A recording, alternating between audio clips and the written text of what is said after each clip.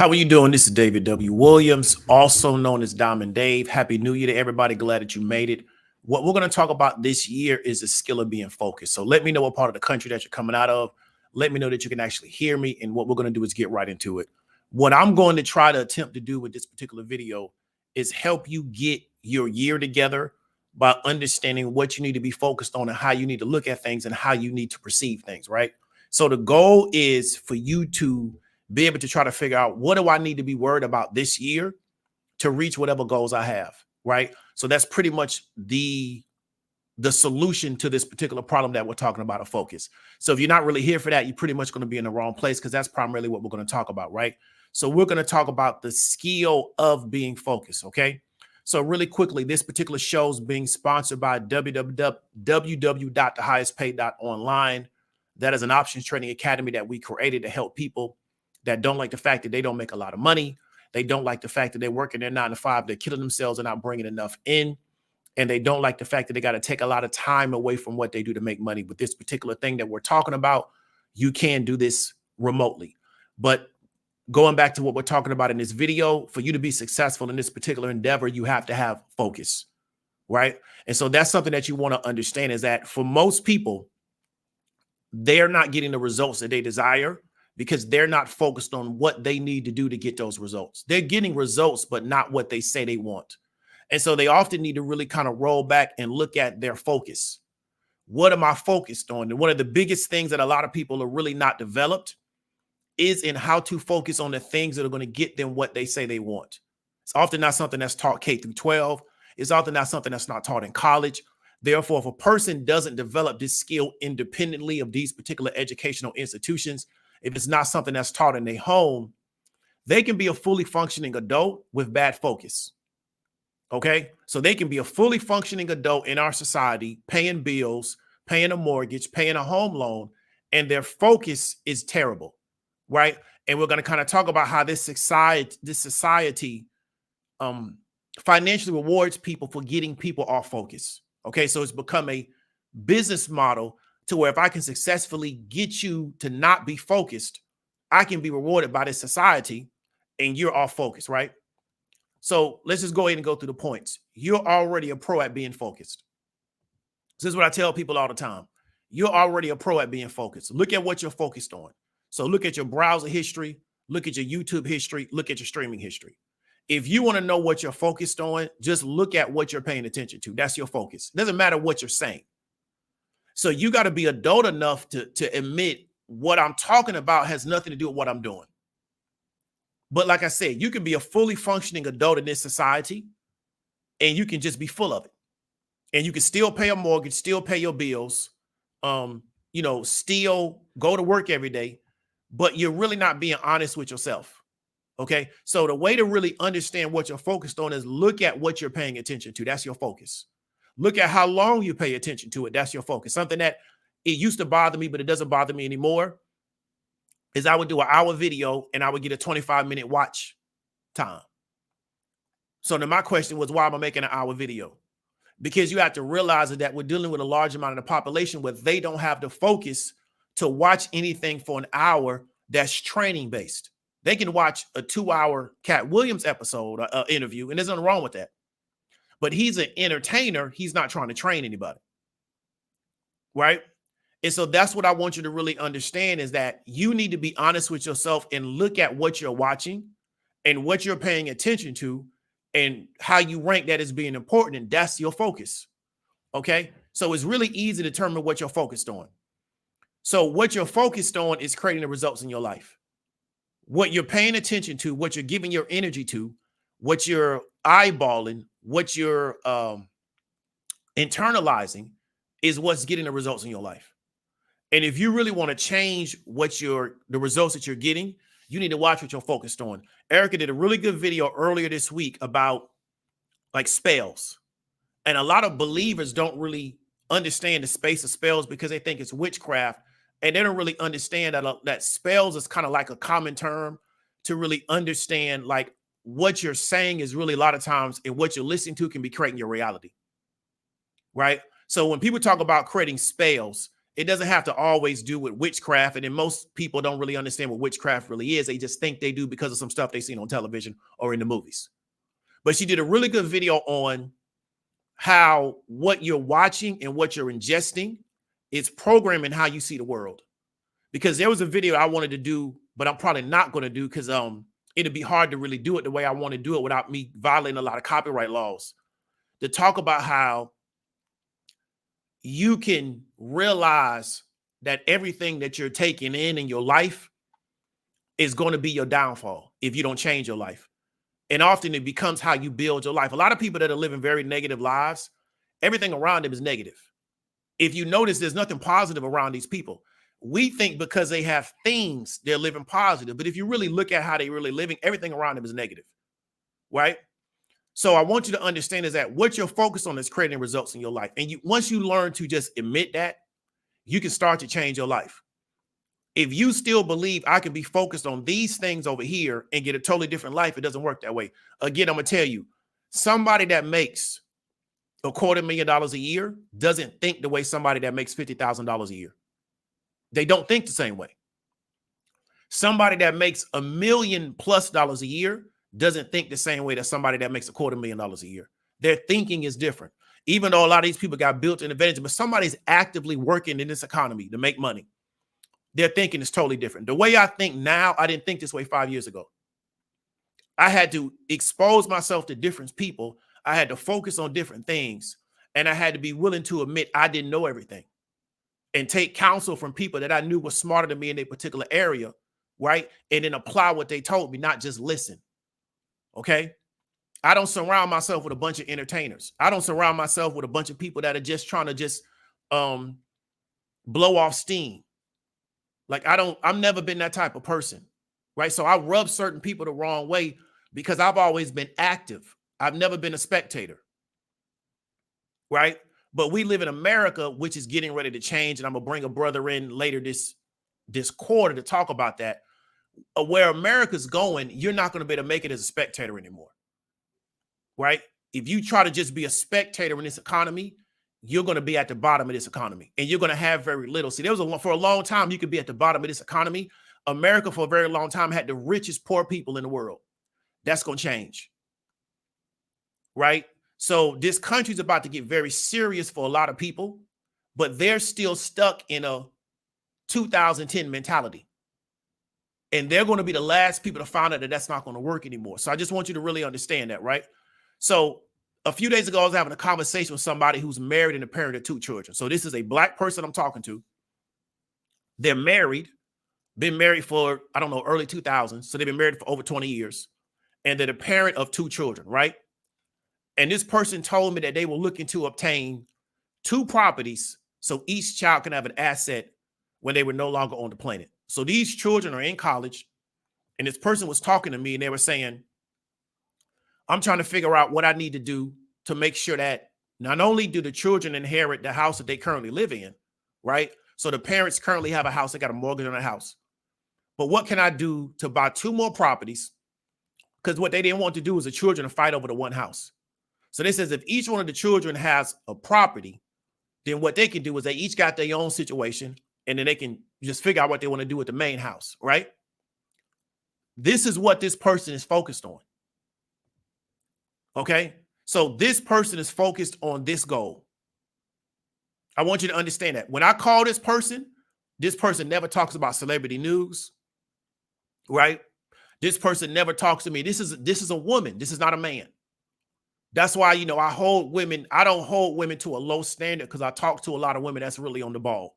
This woman never talks to me about no he say, she say, right? She never talks to me about that. The conversation is always at a very, very high level, okay? So this is what this particular person is focused on, okay? So then when I call this person back in 90, 120 days, 180 days, what this person is going to be talking about is these type of things. This is their focus. The reason why their children are doing what they're doing is because both of the parents have been focused on putting these children in a better position. So they explained to me as parents, what we would do was sit down at a table and plan out what we wanted these children to be doing. And that's what was our focus. Then what is it going to take for this to take place? Right? So this is something that I want you to talk about, and I've been saying this for a very long time. Many people have been deluded into thinking that they're going to be able to produce competitive children and their focus is not their children. And it won't work because why?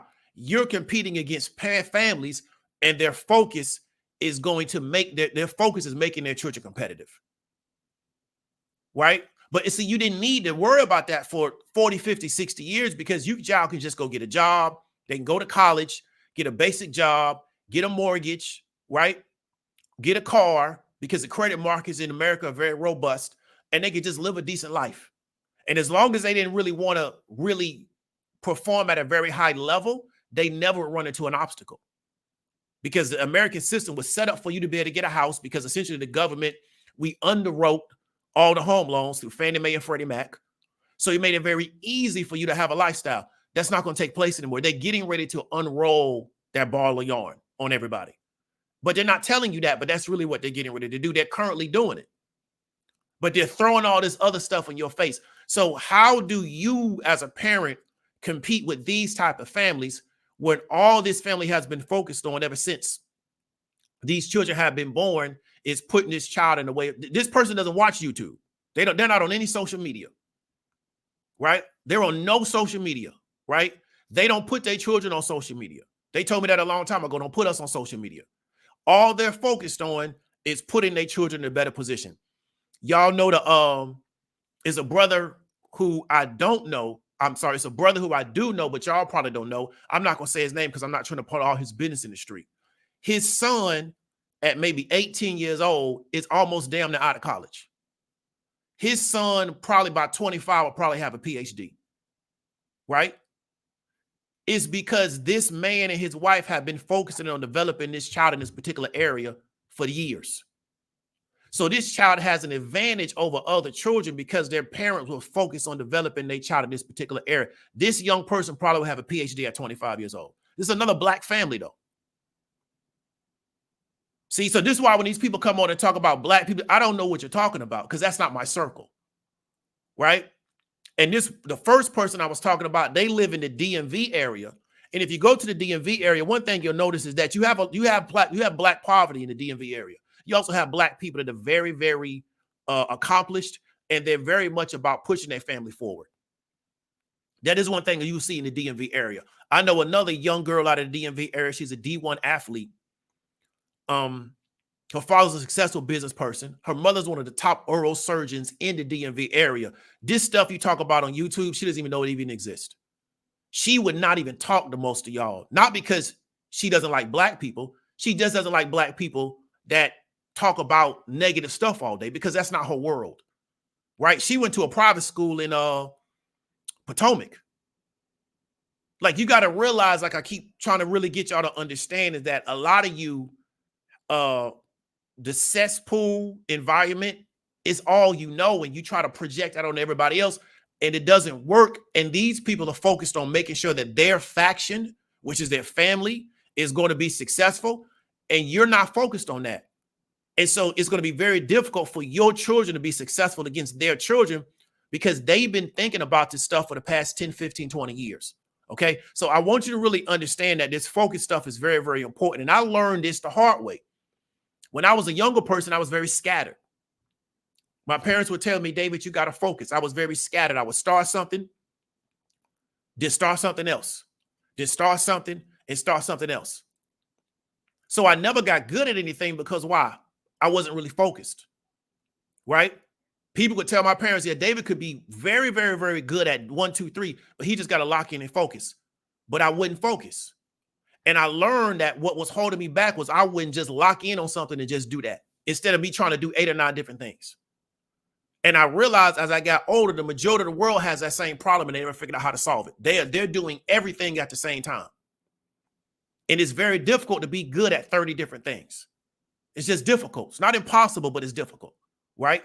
So that's what I want you to understand. Now, in the meantime, while this person is trying to work through this goal of getting these 2 other properties, we're going to have a new president. You're going to get more celebrity news that's never going to stop. You're going to get another mass shooting. Now, we just had a mass shooting 2-3 days ago. I wrote these slides before that mass shooting. So we already, before we hit the 10th day of the year, We've already got a mass shooting. We're going to get another one. So all of these things are going to go along no matter what you do, because essentially they're part of a machine, right? So we're going to get another president. We're going to get all the debates, all of these people yelling and talking crazy each other on the stage. We're going to get even more celebrity news. So we got the Cat Williams news. I wrote this before Cat Williams interview came out. That interview has a lot of legs. What I mean by legs is it has a lot of staying power. They're at like 20 million views now. That's going to drop off after this weekend because why? Everybody got to go back to work. Right? They dropped that interview at the right time. They dropped it late in the week. It's going to build up, going to get a lot of views this weekend.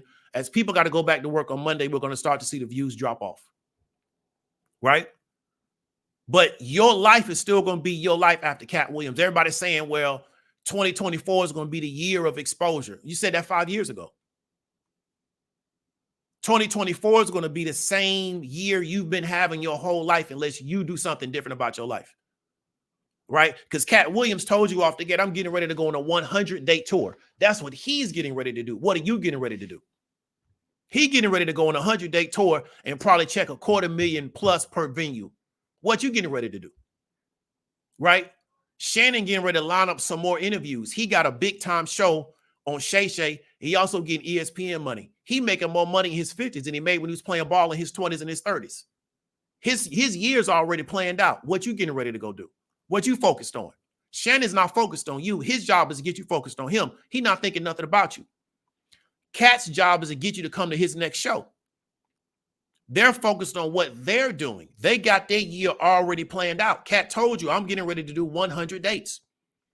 His year's planned. He's getting ready to lock in and do these dates. What you getting ready to go do? You going to do the same thing you did last year? So that's what I want you to understand is that these people are part of a machine that literally rewards them financially by distracting you. And you got to understand that, right? So the person I was talking to is focused on what they need to do to obtain 2 properties so their children can have that asset when they're gone. So while all this is going on, I guarantee you, because I know this person, when I call them, all we're going to talk about is what they're focused on. We're not going to talk about no celebrity news. We're not going to talk about no gossip. Right? This person has been raised around enough men to know I don't do sister girl conversations with men. A lot of women don't know that. So they talk to men like that's my homegirl. I don't know why, but they don't know any better. Right? So when I talk to this particular person, all we're going to talk about is what they got going on, yada, yada, yada. Because I told this person they need to link up with Erica in the tech because they're trying to get out of their job. I say, well, you can go do the tech and probably work remote and still make you some good money because they really trying to do the fire thing. Right? So they trying to get out of their profession and just kick back because they're like, I'm tired of working in this place. I was like, you need to go link up with Erica. She got the tech courses. You can go learn something tech-wise, work remote, and just sit back at the house because they empty nesters now. Their kids is in college. So they don't need to make the same kind of money they was making 10, 15 years ago because a lot of their expenses have been cut. Kids got scholarships. They're not paying for school. So they trying to scale down way before they get to 65 because they like, I'm tired of doing this. And they have the luxury of doing that. So it's a totally different conversation than he say, she say, and, you know, the gender wars. I don't know how people live like this, but I never knew how people live like this because I wasn't raised like this. And y'all wasn't raised like me. So y'all probably look at me and be like, I don't understand how he does what he does. I get it because you weren't raised the way I was raised. So I get it. So again, this is about focus. So now we're going to roll into what I'm talking about, right? My message from day one, I came on this internet, right? And a lot of y'all don't know me from Facebook because that page no longer exists. Some of y'all probably, the majority of this audience probably been following me probably a little over a year. I've been telling you from the gate that you're in a war based on economics. And it took me a long time to come to that realization, right? And I didn't come to that realization because I read somebody's book. I went out here and I did the research. I can pull you the source documents, the actual source documents that show that we're in an economic war. And we've always been. I was born into this war. And when I die, I'm going to die and this war's still going to be going on. And if you're 20 years old and you die at 70, this war's still going to be going on. That's the reality of the situation. Okay. And I didn't learn that because I read somebody's book. I went and pulled the source documents. I can show you source documents from the Catholic Church, right? Giving permission to the Portuguese to engage in economic warfare against Native people and Black people, right? I can actually show you the document. They just now pulled the Declaration of Successions from the Southern states because of Nikki Haley and that little foolishness they trying to put up there now. Doesn't matter what she says, she's not going to win the nomination. So it doesn't matter what she says because she's not going to win a nomination against Trump. Trump is the #1 draft pick for the Republican Party. So it doesn't matter what she says.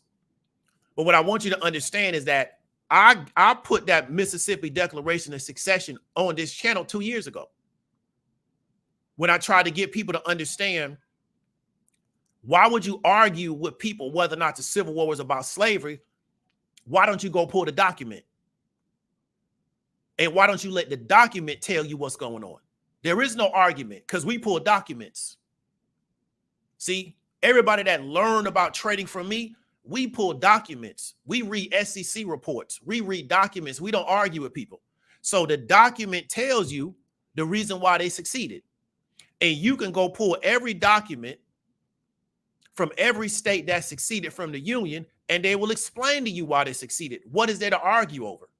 But see, if the only way I can make my money is to create controversy and to create incendiary content, right, and distract you, and that's the only way I can get this system to monetize me because that's my only real talent or my real skill, I have to always put something out here in the environment to try to create that kind of controversy. So I'm never going to tell you to go read the document. I'm telling you to go read the document. There's nothing to argue about. So I don't care what Nikki Haley says because I've read the documents. And I don't expect an Indian, because that's what she is. She's actually an Indian. She's a Southeast Asian, to understand the history of this country. That's not her history. It's my history. So who cares what I don't care. And I still don't care because, like I said, I know the truth because I pull the documents. So I can pull the documentation to show you that you was born in an economic war and you're going to die in one too. Now, what you do in the meantime is your business. But the war is not going to stop because you don't participate in it. The war is going to keep going on whether you participate in it or not because this is a war. I can show you why there actually was a revolutionary war. It wasn't because of no taxes. It wasn't because of taxes. They made that up. It was because of economics, right? The Pilgrims didn't come to the United States to hold Mayflower narrative. There was already people in Jamestown when the Pilgrims showed up. But they teach kids in school where people came to America for religious freedom.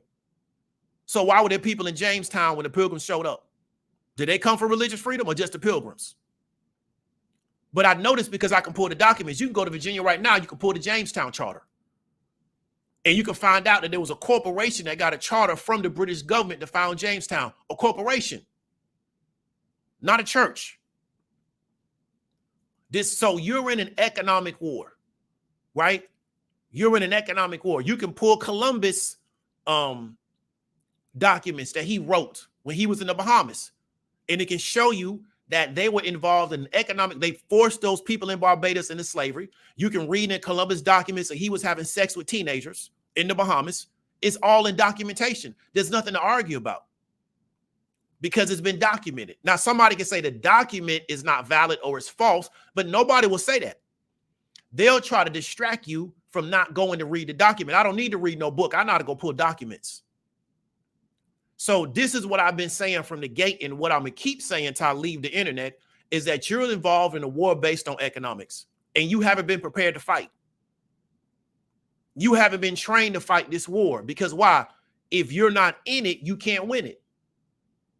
So we're in a war for economics, and the majority of the population, whether they be white, black, green, or purple, is ill prepared to fight this war. They haven't been trained because if you're not competitive in this war, you can't compete for the resources. That's what it's going to take to win the war. So you're on the internet talking about all kind of stuff that ain't got nothing to do with this war, or you've been formally educated to not even understand how to fight the war. You've been formally educated to get to this level, and that's it. And you think you've done something. I don't think I've done something because I hit 6 figures. I know how much money is really in this country. 6 figures don't mean nothing to me. I know how much money is actually inside this country. So how come another group of people can produce billionaires out of their group and I can't produce billionaires out of mine? So 6 figures don't mean nothing to me. That impress y'all. That don't impress me. I did a Facebook post. I told people you can put $1 million inside a duffel bag. Only people that don't know this, people ain't never seen $1 million. You can put $1 million cash inside a duffel bag, the kind of duffel bags you take to the gym to go to work out in. You can put $1 million large inside a duffel bag. That ain't no real money. That's real money to us because we don't know what money really look like. So I don't get along with a lot of people because I'm not going to have these grade school conversations with folks. Just like you saw when Kat started speaking to Shannon, no disrespect to Shannon Sharp, but Kat was speaking over Shannon Sharp's head. It was obvious to people that really know what time it is. He was speaking over to that man. He had to spoon feed that dude through that interview. And a lot of people that watch that interview, he's spoon feeding you. You don't even understand half of what he talked about. Because the part that you're going to miss with all the exposing and this, the part that you're going to miss is when Shannon explained that Cat had $27,000 and he put 24 into his own tours. That's going to go, see, most people going to miss that, right? I remember when Cat was doing the tour bus and he toured all over the country and he self-financed his own tours because them Anglos wouldn't put no money behind him because he won't play their game. He won't do that freaky stuff to get along with them. So they won't put no bread behind him. So he put his own money together, right? And he financed his own tours and he learned what markets he had and he hit his markets and he built his markets up to now he can get big money. Then he got to deal with Netflix. But that came through Cat. But see, they weren't about the exposure and he said that that's going to go right over their head. Right? So Cat understood I'm in an economic war because I won't go along with these people. They want to keep me here. What do I need to do to get here? I got to take my own bread and put it behind my own project. And I got to take the risk. And if it fall flat, I'm back on the street. But I've been on the street before, so it ain't no difference.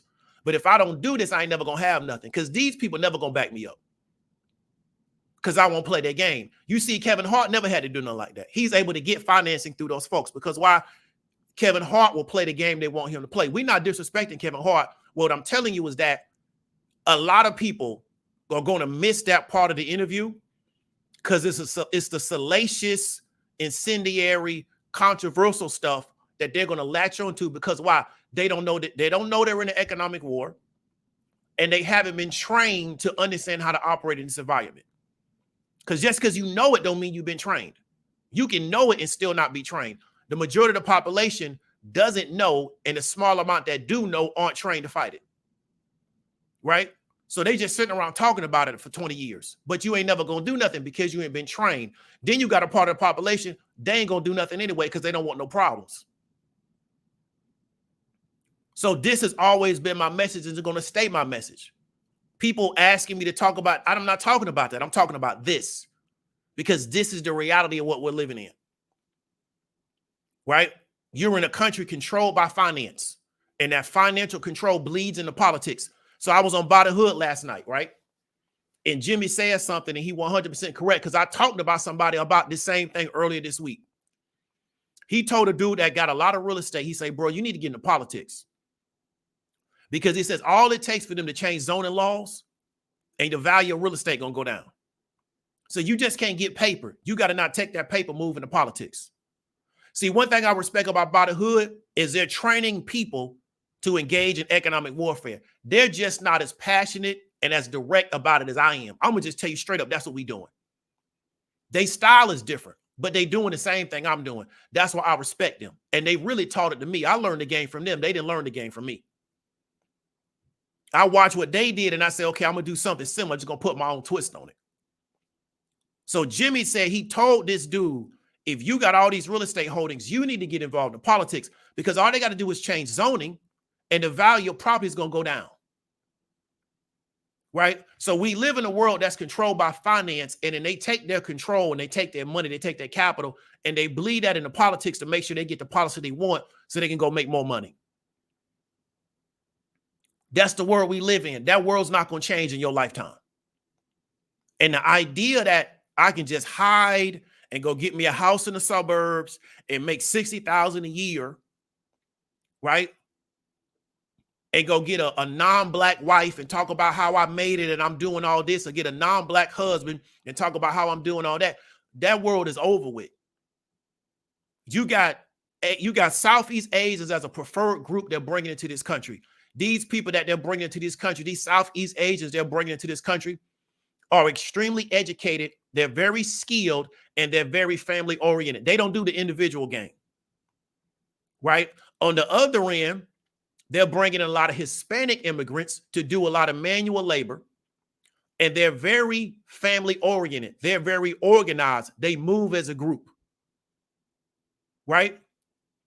They are going to put a lot of pressure on a lot of people. So you got one group of immigrants that are coming in. They're extremely skilled. They're very highly trained, and they're very family oriented.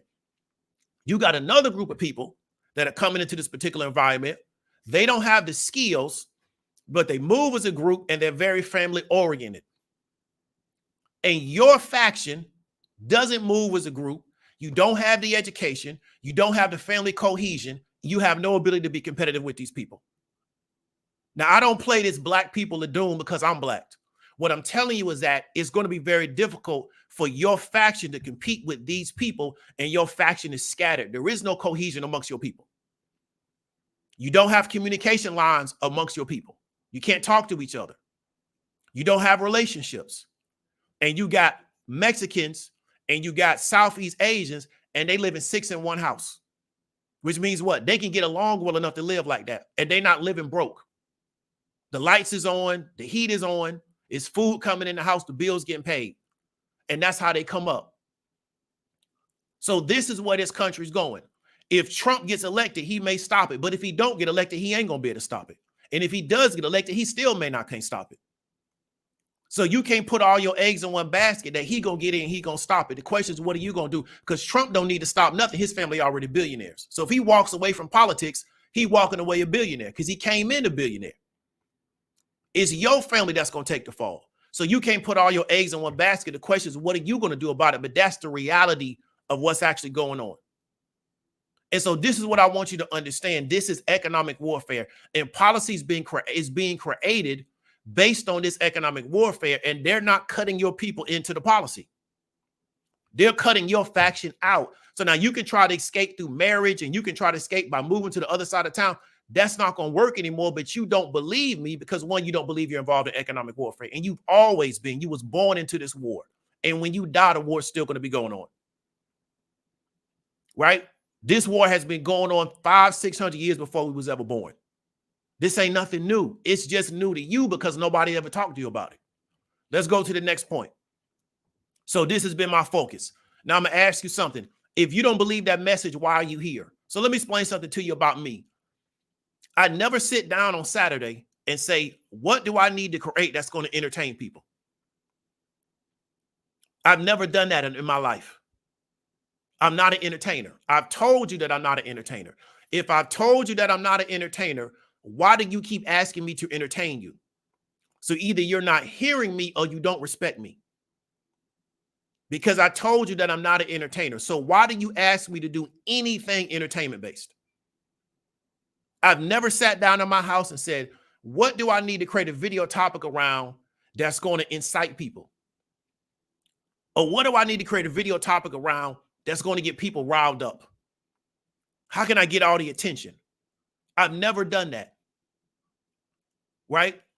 Because the goal of what I was doing was to train people for this war, because when I was coming up, nobody was talking to me about this stuff. I grew up in a household, we never talked about real estate ever.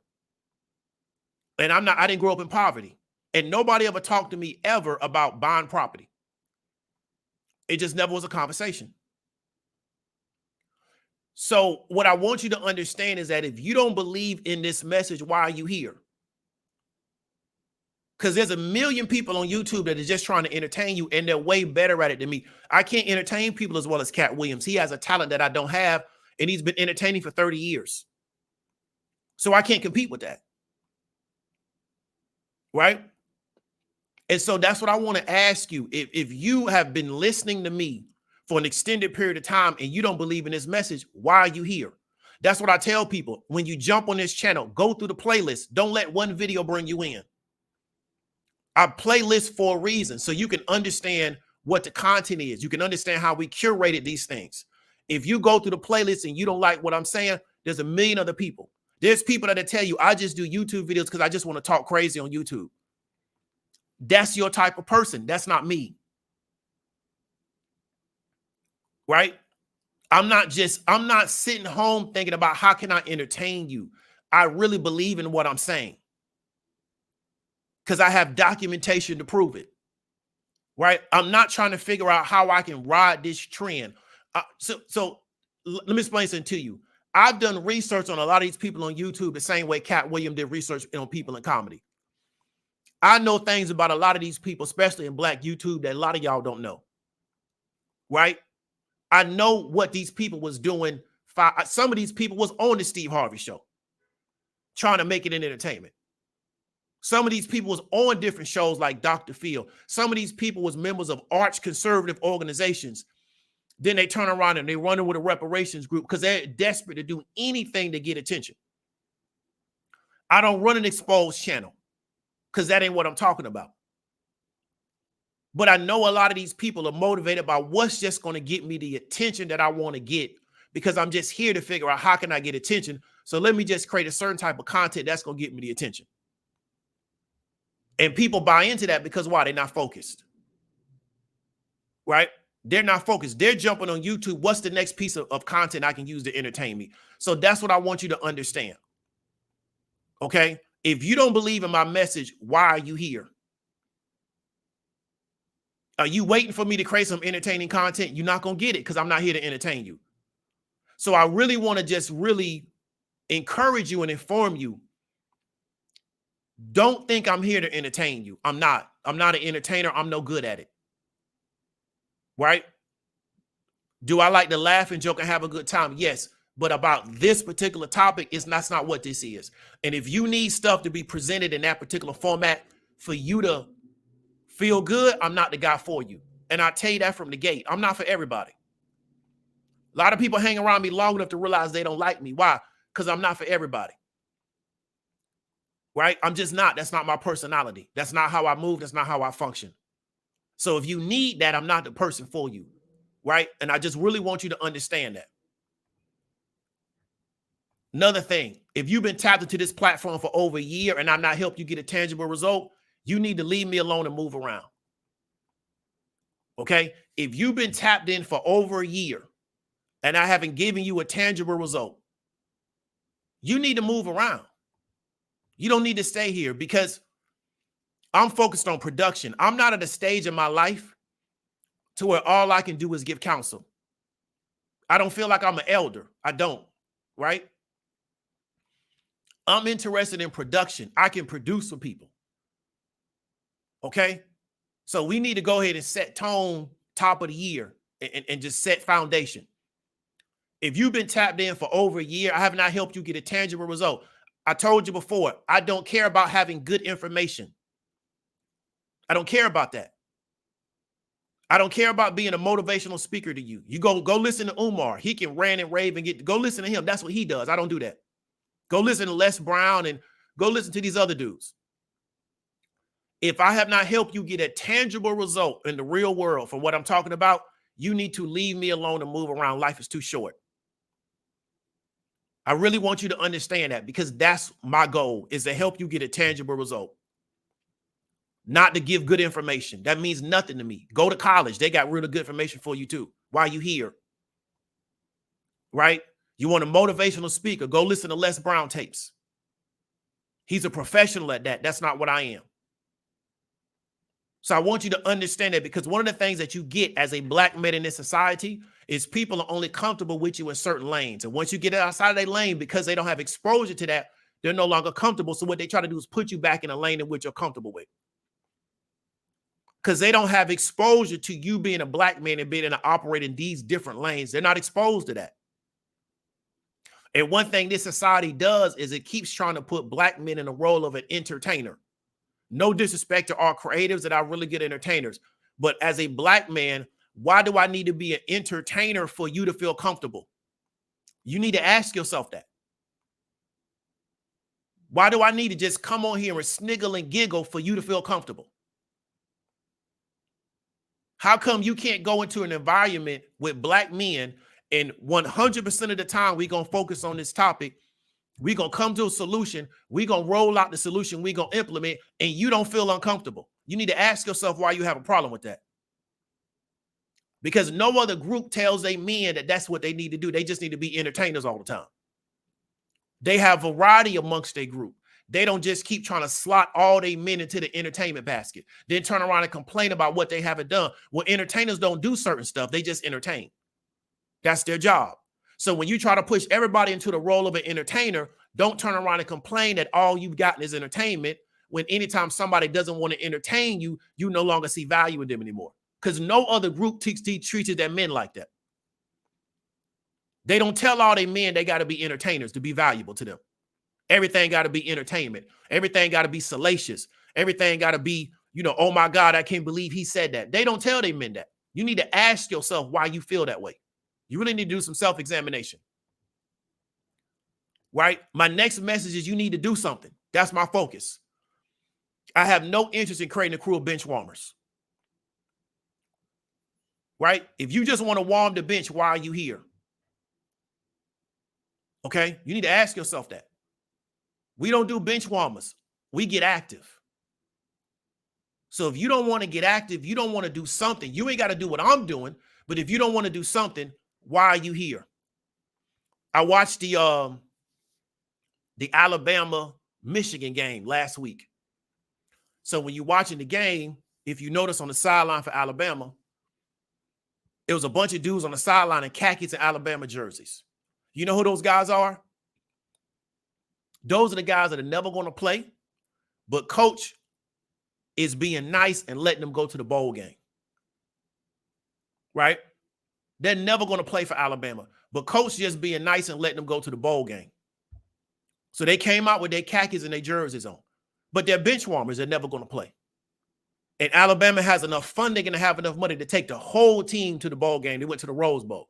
So they got enough bread to fly the whole team across the country, everybody going, because it's a great experience for them. They're young kids, but they bench warmers, right? A lot of y'all is cool being bench warmers. That ain't the kind of crew we put out over here. So let me explain something to you. My business model never was going to be, and it will never be, right? I'm the person with all the information, and you just keep coming back to me for the information. That's not the business model.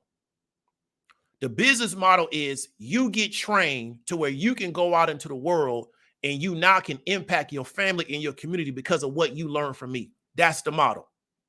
So I want to really make sure we get an understanding of what the model is so you don't get confused as what we're doing here. Okay, this is called structure. The structure is you learn from me, you get trained properly, you go back to your family, your community, and you implement what you learn from me, and then you add on because you got a foundation up under you.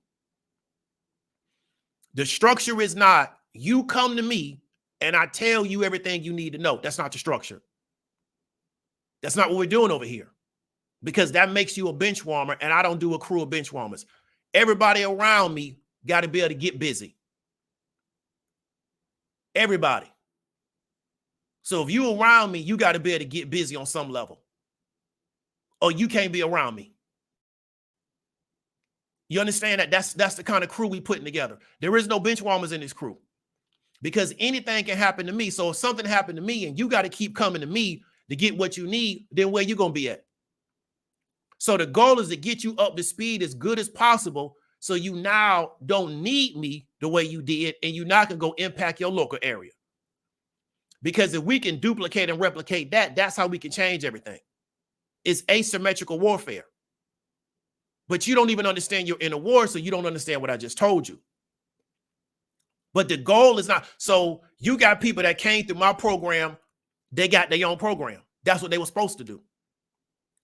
I'm not telling nobody you can't learn from me and go do your own thing. You can. Go learn from me and go do your own thing. That's the goal.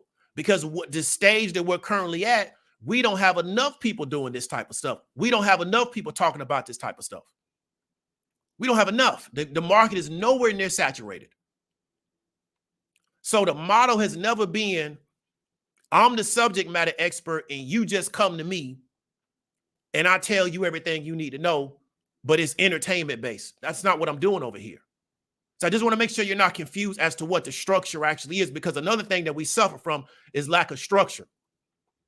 Everything is a free-for-all. You just show up and do what you want to do. You don't do what you want to do around me. You follow the structure that we built, else you go do something else. Everything's not for everybody, right? I'm not for every situation. But we're not doing bench warmers over here. So I want you to really understand that. You need to decide what you want to do with your life and go do that. Okay?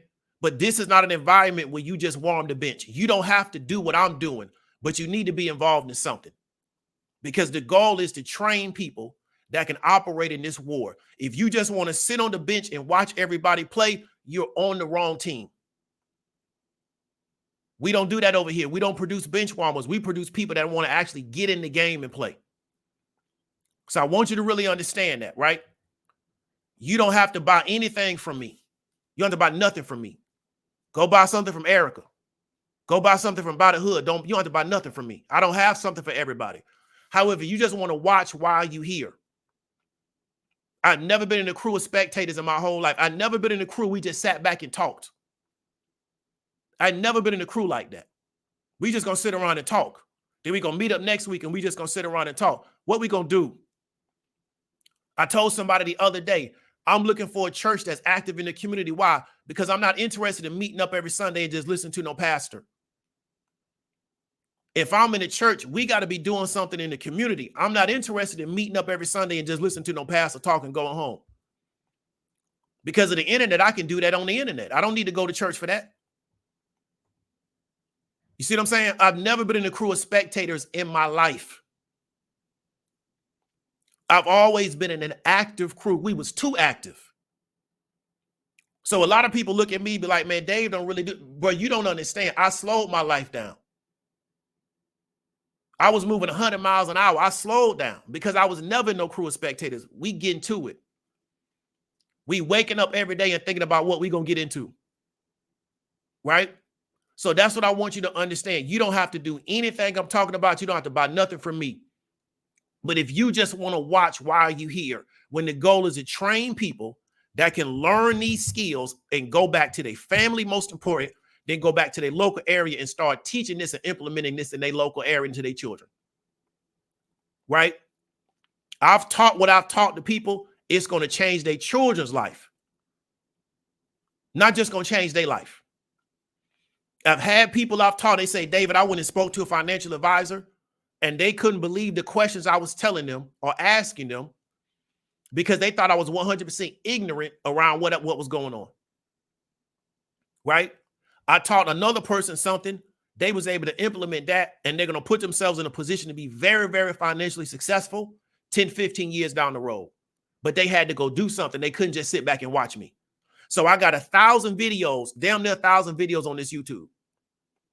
Why do you need another video? You got a library of content. Why would you ever need another video? I'm not saying I'm not going to make no more videos. What I'm saying is, why do you need it? What are you focused on? That you need one more video for what? I got a gang of videos on the Patreon. If you just take the plan for world domination and implement that, you should never need another video the rest of your life. Because have you done it?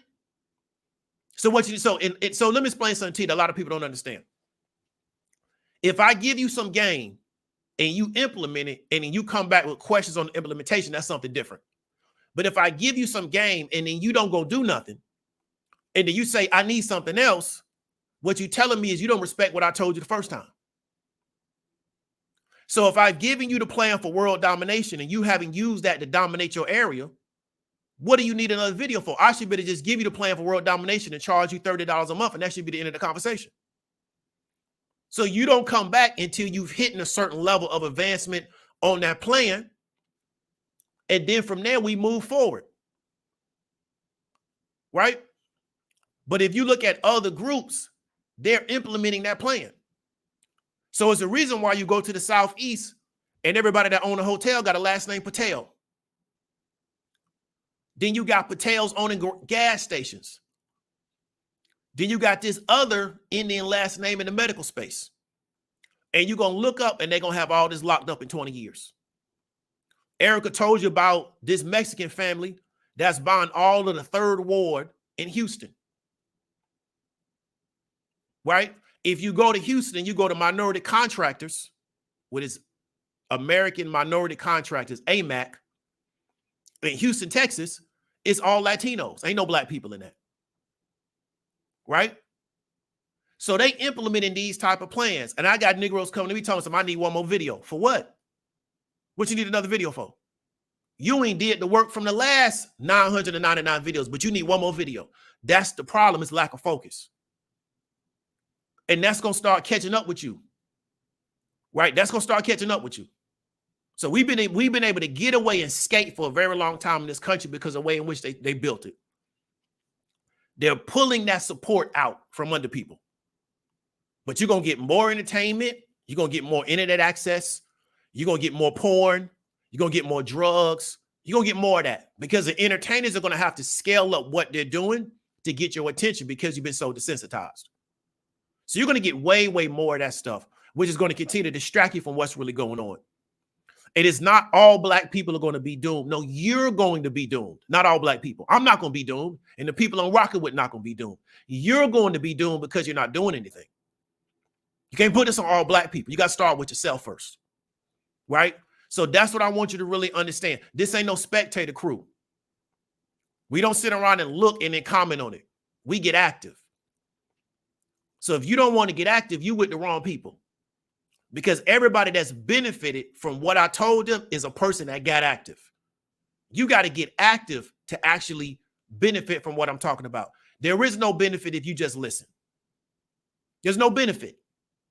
Because the game I got is based on action. I told you again, I had a name before I ever got on the internet. I had a name as a teenager because why? I did things. I didn't just sit back and listen to people and say, man, you got good information. So if it ain't in you, then you need to figure out how can I support somebody that is actually in it, because it ain't in everybody to get active. So how can I support the people that get active? But this attitude that I'm going to be all right if I just listen to somebody, right? You ain't built for this war. You haven't been trained properly, right?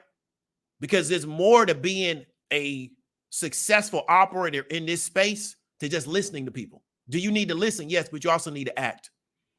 So for the past 6 years, I've locked into the options market and economics. That's my focus. I do watch entertainment. However, that's not my focus. I watched last week the movie about that wrestling family. That was a really good movie. But that's not my focus. I used to watch football all weekend. I used to watch football all Saturday, all Sunday. That was my focus. You know what? Didn't accomplish much. I'm from a party city. I used to party all weekend. That was my focus. I looked up and said, you know what? I could have accomplished so much if I would have been applying myself instead of partying all weekend. Because I would work Monday through Friday, go party. Work Monday through Friday, go party. Work Monday. That was my focus. I'm from a party city. And I looked up and said, I done wasted all these years partying and I ain't got nothing to show for it. But that was my focus. So what my focus has been the past 6 years of the options market, the economics market. That's all I worried about. Building my business, options, economics. And keep doing that. So that's why my conversations, the way I didn't do what I did. I wasn't trying to figure out how to get famous. I wasn't trying to figure out how to blow up on YouTube. I wasn't trying to figure out how to sniggle and giggle on YouTube. That's not my personality. That's your personality. That's why you do it so much. That's not my personality. To me, this stuff is serious. Right? I live in a city where the whole southern part of the city has very little to no healthcare footprint. But I see this type of stuff. And I'm supposed to jump on YouTube and sniggle and giggle with people. There's nothing to sniggle and giggle about. Right? I live in a city where, man, if you can't really put 300,000, really 450 on the table, it's hard to get a home. And I'm supposed to be sniggling and giggling with people. I'm supposed to just show up on somebody's channel because they're bored and they just want to make content because they're bored. They don't make content because they really believe in the content that they're making. They'll tell you, I'm just bored. I'm just making content because I'm bored. And I'm supposed to entertain that in this city to where damn near if you ain't got damn near $500,000, you can't get a property. And I'm trying to find properties like needle in a haystack at $280,000, $300,000. That's what I'm supposed, but I'm supposed to be getting on. I'm supposed to entertain that. Right? That's called dereliction of duty. You're not doing the right thing. You're not on point. You're not at your post. You're not on point. You're not aware of what's going on around you because we're in a war. Right? I did a video on YouTube. That was a 2-year-old video about how these people buying up Oakland City. Got some game from By the Hood last night. They told me, go look at the 10-year plan of your city. Atlanta sunk $4 billion into the Beltline. Everything around the Beltline has become more valuable. Atlanta earlier this year sunk $27 million in the Howard Mill Road. Right? I looked at Cobb County's 10-year plan last night. They're talking about how their senior population is going to increase. So what they're going to do is create more services for seniors because their senior population by 2050 is going to double. Right?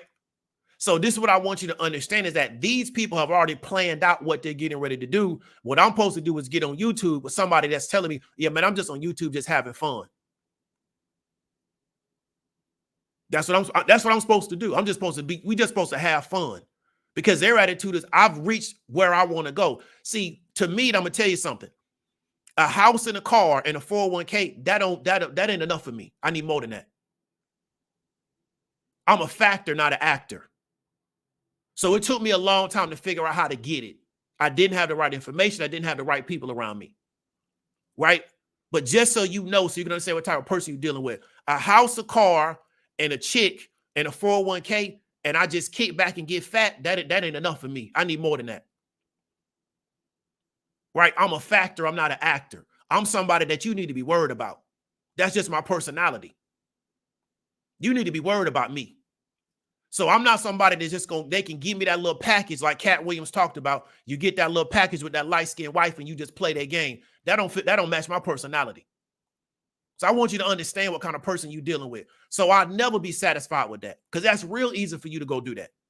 Right? Now it's harder now, but that was a format they gave you for 30, 40, 50 years. You know, you get this little house, you get married, get you a little 401k, right? And you get your little salary and you let us do everything else. And we really make the important decisions in the society. So when the society goes the wrong way, you don't know what happened like in 08 when they sunk the real estate market. And nobody had no idea what happened because why? You're not involved in none of this stuff. You don't even know what's going on. That don't map my personality. It just took me a long time to get the right information and to get around the right people where I could understand how to be competitive in this space. Now I got the right information and I got the right people. They got to worry about me because I was talking to somebody the other day about how can I impact politics? What do I need to do? Because I'm a factor, not an actor, always been one, just in a different lane. Now I'm in this lane and I'm a factor and not an actor. Y'all actors, so I'm going to let y'all keep acting. But that's the difference between me and you. You're an actor. I want to be a factor, not an actor. Right? I don't care about being famous. I care about having the ability to impact the situation the way I want it to go for the best benefit of my faction. Okay, let's go to the next one.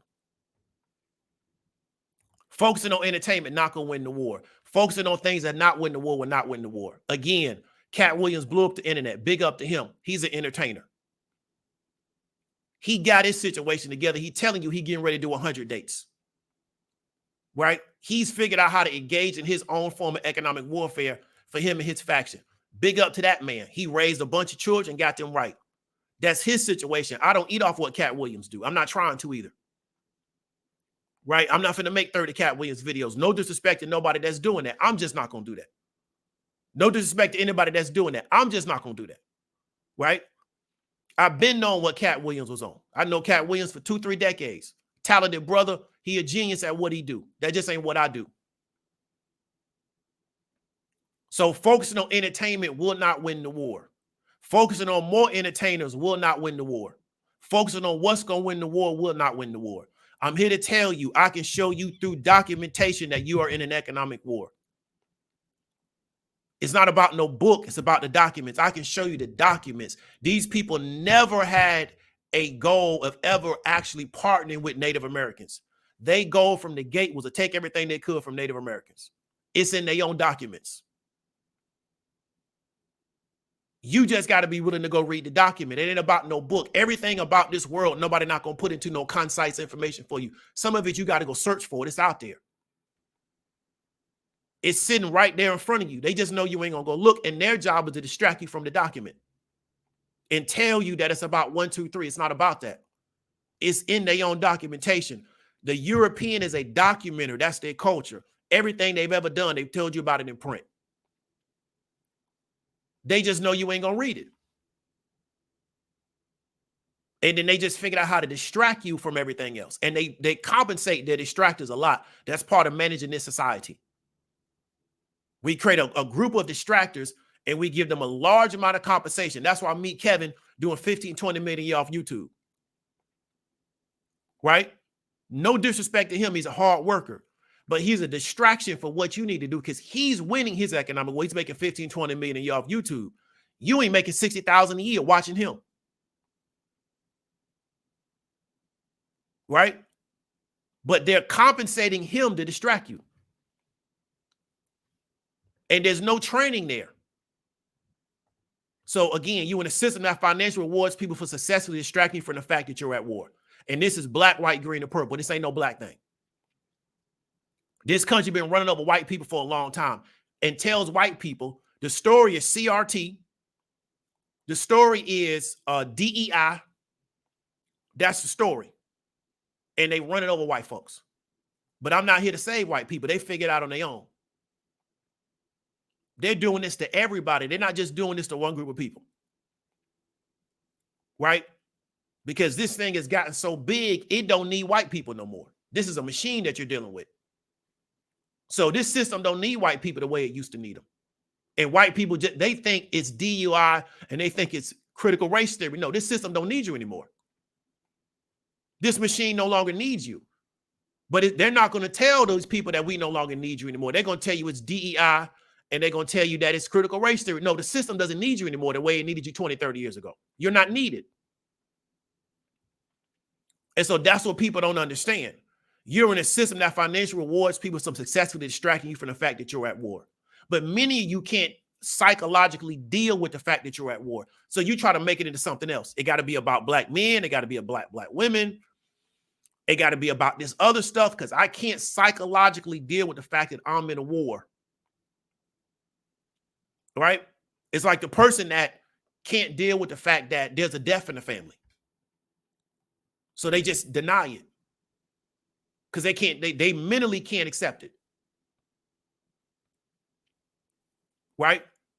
So many of you can't deal with this because why? You can't accept the fact that we're at war. It's too much for you to psychologically take. I get it. Right? I understand it. So you just got to figure it out on your own. But that's what's going on around you all the time. It is not only domestic, it's also international. You look at American trade policy.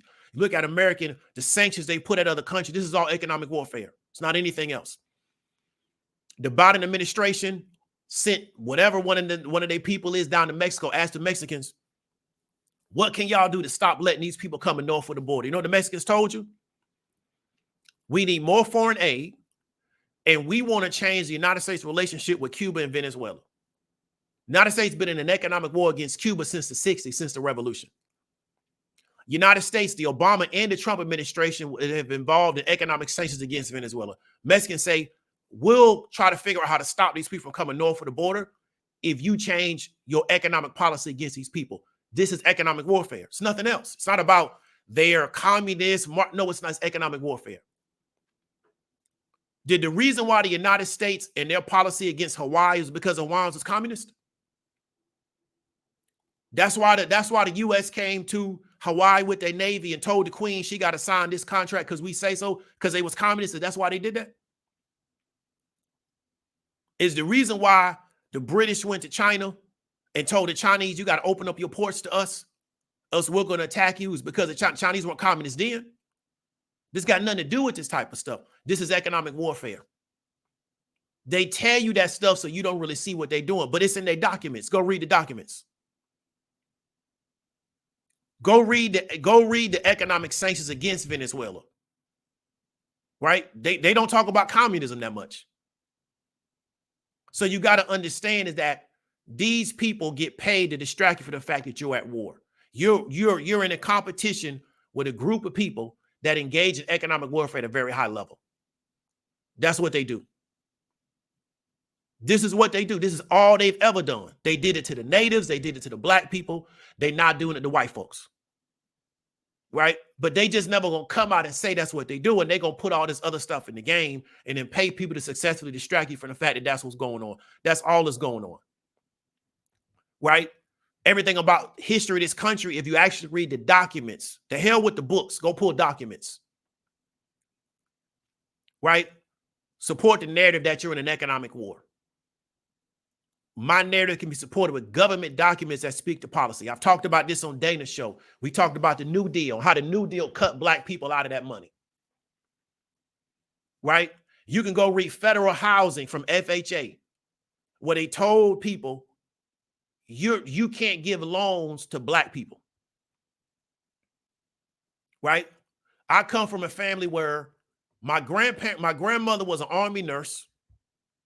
My grandfather was a naval sailor. They served in the Pacific during the war. They could have lost their life over there. Right? They come back home and couldn't get the GI Bill. So they buy a house on the south side of Chicago that essentially was sublet. They cut the house in half and built 2 houses. Right? That's economic warfare. Now, Anglo GIs and other European GIs was able to get money from the government to go get housed in the suburbs. My people was cut out of that. That's economic warfare. They got documents to show you that's what they did. It's nothing to argue. I don't argue redlining with people. I can go pull the FHA documents. So they gave black people, sent us into the projects after the war, and they gave white folks homes. I can pull the documents to show you that. Right? I told somebody, you need to go study Pontiac's Rebellion to understand why there was a Revolutionary War. Somebody gonna ask me, will you make a video for the Patreon? What did I just tell you need to go do? So again, you want me to do all the work for you. We don't have that kind of relationship. You need to go study Pontiac's Rebellion to understand why there was a Revolutionary War.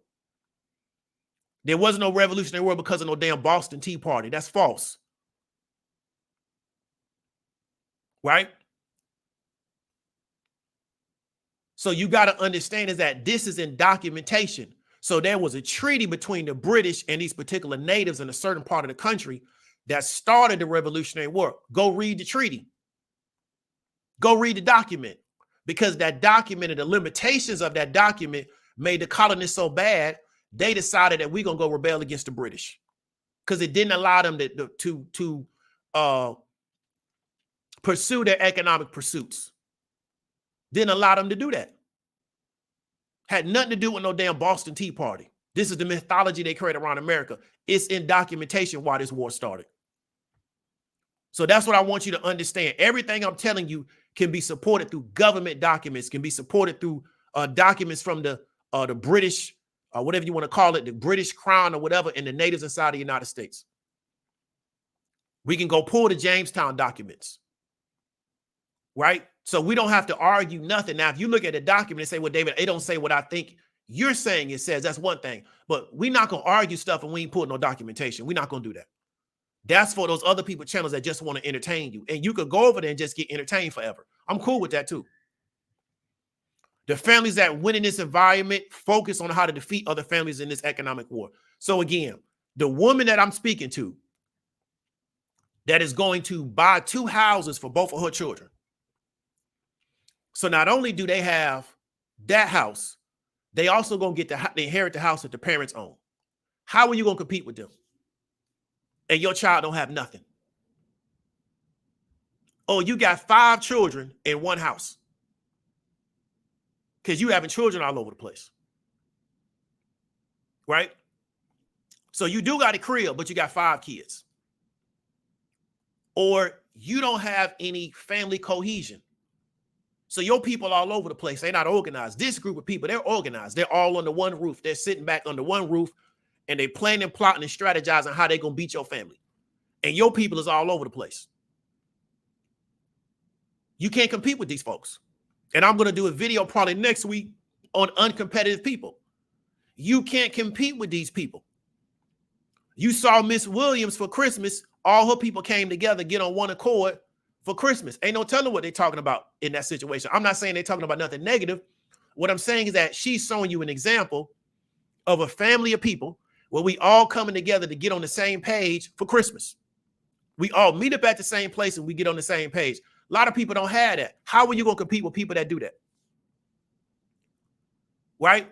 So these people are sitting together and they thinking about how they're going to defeat other families in this economic war.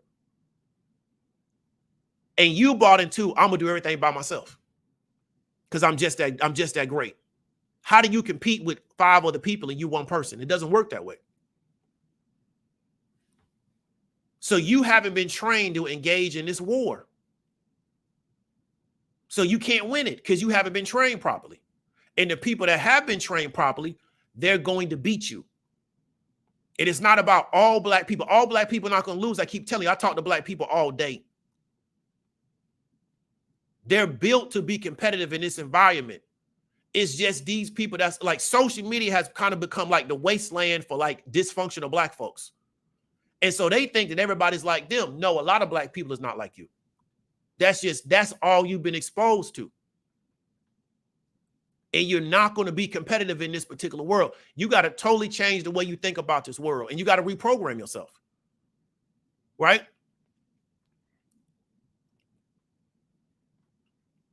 It's easy for them to focus because the majority of countries not focused on winning that war. Again, conservative media is telling Anglos that everything's about DEI and CTR. They was talking CTR 2 years ago. Now it's DEI. They're not talking about the economic warfare. The only person that was talking about it was Trump. And they want him out of the way because he was actually talking about it. Trump was actually telling tech companies, why are you bringing in Southeast Asians and we got people in America that can do the same job? Why are you bringing these folks in here? So the one person that actually was going to talk about the economic warfare that we're involved in, he got to go, and you're being replaced with all these pundits. Everything's DEI now because of Claudine Gay. So it's easy for the families that actually are focused on this to win because the way this particular apparatus works, it takes the majority of the countries not focused on winning that war. And again, before y'all people start trying to get political, I'm not for or against Trump. I'm just using him as an example. I don't care about any politician. I care about impacting politics. I don't care about politicians. To me, politicians are chess pieces. I don't favor none of them. I favor what I want to do. Right? Y'all do the politics stuff. I don't do that. I favor what I want to do. So who can get me what I want? That's all I care about. I don't care about no politician. If you look at the Game of Thrones, right, as an example, as a TV show, it involved less than 20 families. If you look at that show involved less than 20 families in a country of millions. The majority of the country had no idea what was going on. That's how the world really works. If you look at that show was about families. The majority of the country had no idea what was going on. You know when they figured out what was going on? When that girl took that dragon and started killing everybody. Now you figured out what's going on, but you had no idea. Why? Because you're caught into what you're caught up in. You have no idea that you got families competing for control of this environment. Because why? You don't figure out that's what's going on till that girl take that dragon and start killing everybody. That's how the world really works. There's families competing all the time to put their family in a better position. What is your family competing to do? What is your family competing to do? Are they competing to put your family in a better position? Or are they caught up in what everybody else is caught up in? Because I want you to really understand something. There are families competing every day to put their family in a better position. How can I put my family in a position to where they're going to win 20 years down the road, 30 years down the road, 40 years down the road? How can I do that? What do I need to do today to put them in that position? They're not blaming black people. They're not blaming white folks. They're not blaming men. They're not blaming women. They sitting back thinking, what do I need to do to put my family in a better position? That's all they're thinking about. And so that's what I want you to understand is that this is going on every day. If you're not having these kind of conversations, it means that you're not involved in this war, right? And the people that are, and they're having these conversations, they're going to outcompete you. And the mentality that I'm still going to better have just enough to maintain, that's not working in this country anymore. They're making this country a lot more difficult to survive in. I keep telling you, housing prices are not going down. So unless they roll out some massive program, people are going to have to accept, I need to get with somebody else to buy a house. Unless you're going to live way, way, way, way out, with some of the people have to accept doing. Right? I don't see housing prices go down. Okay? But we're not seeing people's pay really go up. So what's they going to do? So you got to figure something out. But for 30, 40 years, they create an environment to where you can just as an individual have stuff. That environment is being ready to be over with. It's going to be over by the end of the decade. Okay? By the end of the decade, we're not going to have enough people productive to support all the people with entitlements. So you know what they're going to do? They're going to start bringing entitlements down. Right? And they're telling you that's what they're getting ready to do. It don't matter who's the president. That's what's going to happen, because we're not going to have enough people working to support the entitlements. So you know what that means? The entitlements got to get brought down. But that's how the rest of the world works. The majority of the world, you don't get nothing from the government. You'd be lucky if you get a roll. The people in government just figure out how they can make all the money. See, we had enough money in America to where the people in government can make money and still do the right thing, you know, support us, things of that nature. That's going to be over with. People in government just figuring out how they can make money. They don't give a damn about you. Nancy Pelosi, she make what, $250,000 a year? Well, her family's worth 200 something million dollars, right? That's what's going on. Because she's figured out how to put her family in a position to win. Then she gets on TV and just says whatever she got to say. But her family's in a position to win. They're set up. Her grandkids are set up, right? She used the American political system to set up her grandkids. So that's what you want to understand. This is what's going on. Nothing else is going on, right? And the savvy people are doing this, even if they're lying to you about something else. I'm coming out the gate and telling you this is what I'm involved in. So you ain't got to have no suspicions about what I'm doing. This is what I'm doing. I'm trying to figure out, what do I need to do to put my family in a better position? That's it.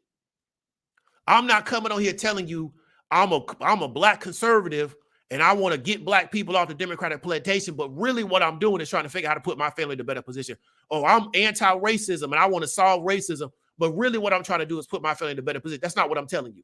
I'm coming out here telling you I'm involved in economic warfare and I'm trying to figure out how to put my family in a better position. And I know for me to do that, somebody else's family going to have to fall by the wayside. That's the game we playing. That's what we dealing with. It ain't nothing else. So I want you to understand what's really going on and what I'm really motivated by. Let's keep going before we get up on out of here. I'm inspired to help people engage in economic warfare. If you want to just watch and look, you're not built for the crew. Told you that from the gate. If you just want to spectate a bench warm, this ain't for you. Go do that. Hopefully, you know you fall into a soft space in America. 2 years ago, everybody was a Kevin Samuels on Black YouTube. Everybody was a Kevin Samuels disciple. Then they all turned into passport bros. Let's see what they're going to do this year. 3 years ago, chicks was talking about how they so independent. Then it was soft life. Then it was that there's decentering men. Let's see what they do this year. Right? The blind leading the blind, the dumb leading the dumb, and the deaf leading the deaf. That's what we got on the internet with these dysfunctional people. Okay? And they just sitting around watching, hoping somebody else gonna solve their problem. That's not the game we playing. You and your people got to get together and y'all got to figure out how y'all gonna solve your problem. Watch the videos until you find your confidence, or just accept you're not the person. And maybe the next generation will be inspired to do things to change your family. So if you're just watching the videos, that's cool. Watch the videos until you find your confidence. I had a person reach out to me and they said, I've been watching you for years. I wanted to ask them, but I didn't ask them, what took you so long to reach out to me? But I don't know what's going on in their life. You never know. People deal with stuff in the real world. But just keep watching the videos until you find your confidence, or just accept you're not the person. And maybe the next generation will be inspired to change things for your family. And hopefully the next generation is not so far behind the 8 ball and not so far, they're not so under a situation that they can do something. Right? But again, I got 1,000 videos. What do you need another video for? And I'm not saying I'm not going to make it, but you got to start asking yourself, if this person has given me all this actionable content and I'm waiting for him to give me one more piece of content, it means something. It says something about my psychology. You got to really start looking at yourself. Like, why am I running around here chasing the next piece of content instead of doing what I can do with what I've been taught? So I want to really encourage you, as we get ready to get out of here and talk about the skill of being focused, decide what will move the needle for your family and lock it at that for the next 2 years. You don't have to do what I'm talking about. Everybody not built to be a trader. They're not. Some people built to do real estate. Some people built to run a service-based business. Some people built to run a product-based business. Some people built to work a 9 to 5. You can make a lot of money working a 9 to 5. It's a sister got a YouTube channel with people in tech. Man, these people making big money in tech, big money. They got jobs. Some people, your job gonna make you wealthy because you can take that job money, sink that into other stuff. Your job gonna make you wealthy. I believe in what Erica talked about. I'm gonna believe in what she said about we need to try to get 1 million black folks that's doing $1 million, $100K a year out of tech. I'm a supporter of that. Because if we can get whole sections like that, we can build a section in the city. And we got 3,000 to 4,000 black people living in that section, and they work in tech jobs and they're making $100K or greater. It'll change that whole section because everybody get money. They got stability. We can bring in services. We can bring in businesses, the whole 9 yards. But you got to lock in to do that. Everything is not going to be about what I'm talking about. Everybody can't trade. Your success going to come somewhere else, but you got to lock in and do it. So I really encourage you to say, hey, it's 2024. I'm going to lock in on something. I'm going to do it to 2026. And I'm not going to worry about none of this other stuff because why? You can't do nothing about it anyway. You ain't got the juice. You ain't got the power. So what you worried about it for? Worry about what you can impact and what you can change. Right? Because if Cat Williams got a beef with these people, I can't change that beef. I can't do nothing to those folks. I can't do nothing to Steve Harvey. Steve Harvey for over $100 million. Right? So whatever situation he got with them, that's their situation. They'll work it out or they won't work it out. Either way, it's whatever. Cat Williams told you these people will not even be in the same room, so it ain't never going to be nothing because they avoiding the dude. Right? But what I want you to understand is that you need to lock in on what you need to do for your family for the next 2 years. Don't worry about nothing else. Okay? This stuff is on a repeat. This world it moves in a circle. They're going to run this stuff back in 2 more years. Okay? But if you think that there's an escape hatch out of this and there's a safe space, they've gotten rid of the safe spaces in America unless you move to like Idaho and live off the land. And even then, that's not a safe space. That works until it doesn't work. But we had a run in America to where for a lot of people, you can go get you a basic job, get you a house, get you a 401k, get married, put some cars in the yard, send your kids to a decent school. And that was a quote unquote American dream. That is going away. Countries move in phases and there is no going back. This country is not going back to the 40s, 50s, and the 60s, only going forward. I don't care what these people tell you. Finance has taken control of this whole world, and they're dictating to politicians what they want to happen. It doesn't matter what a politician says. That individual politician is not bigger than finance. Right? The reason why these people are coming into this country is because finance wants them in this country. It's the best thing for their business. So they're going to keep coming in. And they're coming in to undermine you. And that's just how it is. So you got to figure out what position can I put myself into where I can't be undermined. Because they're not going to stop coming over here because finance wants them to come over here. And no one person going to be able to stop that. They'll get rid of that person if they cause too many problems. This is the way in which they want this to go. The same way at one time, they wanted millions of African labor over here.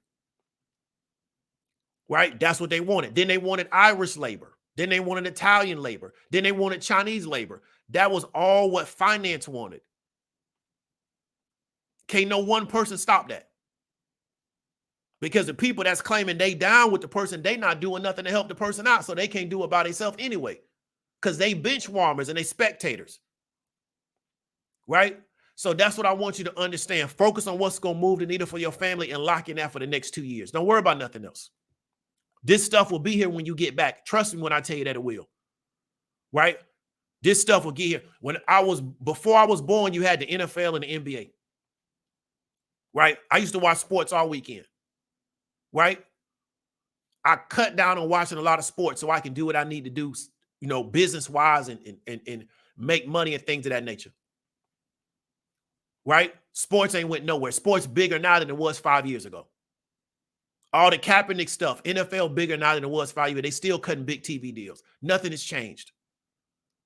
So I want you to really understand this. None of this stuff is going away. It's going to be bigger. Baby from Cash Money talked about music streaming. And he said that music streaming in the future is going to be bigger than what it is currently now. Because why? It's going to be more platforms and more avenues to make money. This stuff just going to keep getting bigger. It's not going to get smaller. It's not going to contract. It's going to continue to expand. So you ain't going to miss nothing. But if you don't lock in on what you need to do for your family, and if you don't train yourself to be competitive in this environment, when I say competitive, I don't mean you're there. I mean you can beat people. Right? If you don't train yourself to be able to beat people, your family going to suffer because they're going to have to go without. And other families are sitting around figuring out, how can we beat people?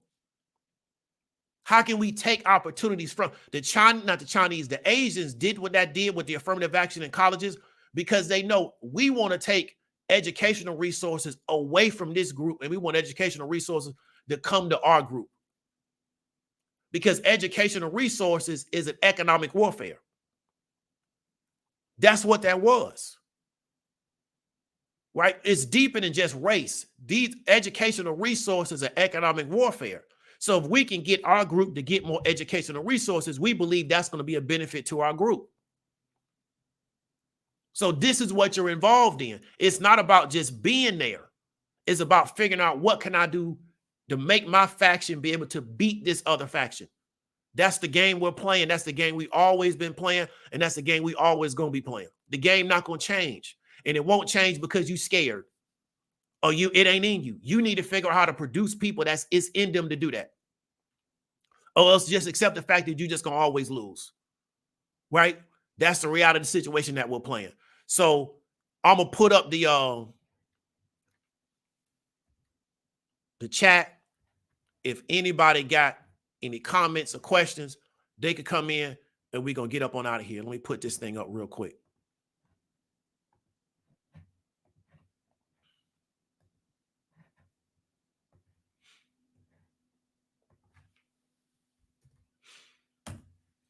That's an StreamYard.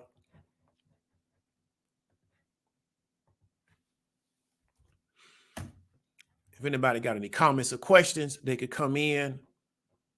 I'm going to read these comments, man. We're going to get up on out of here.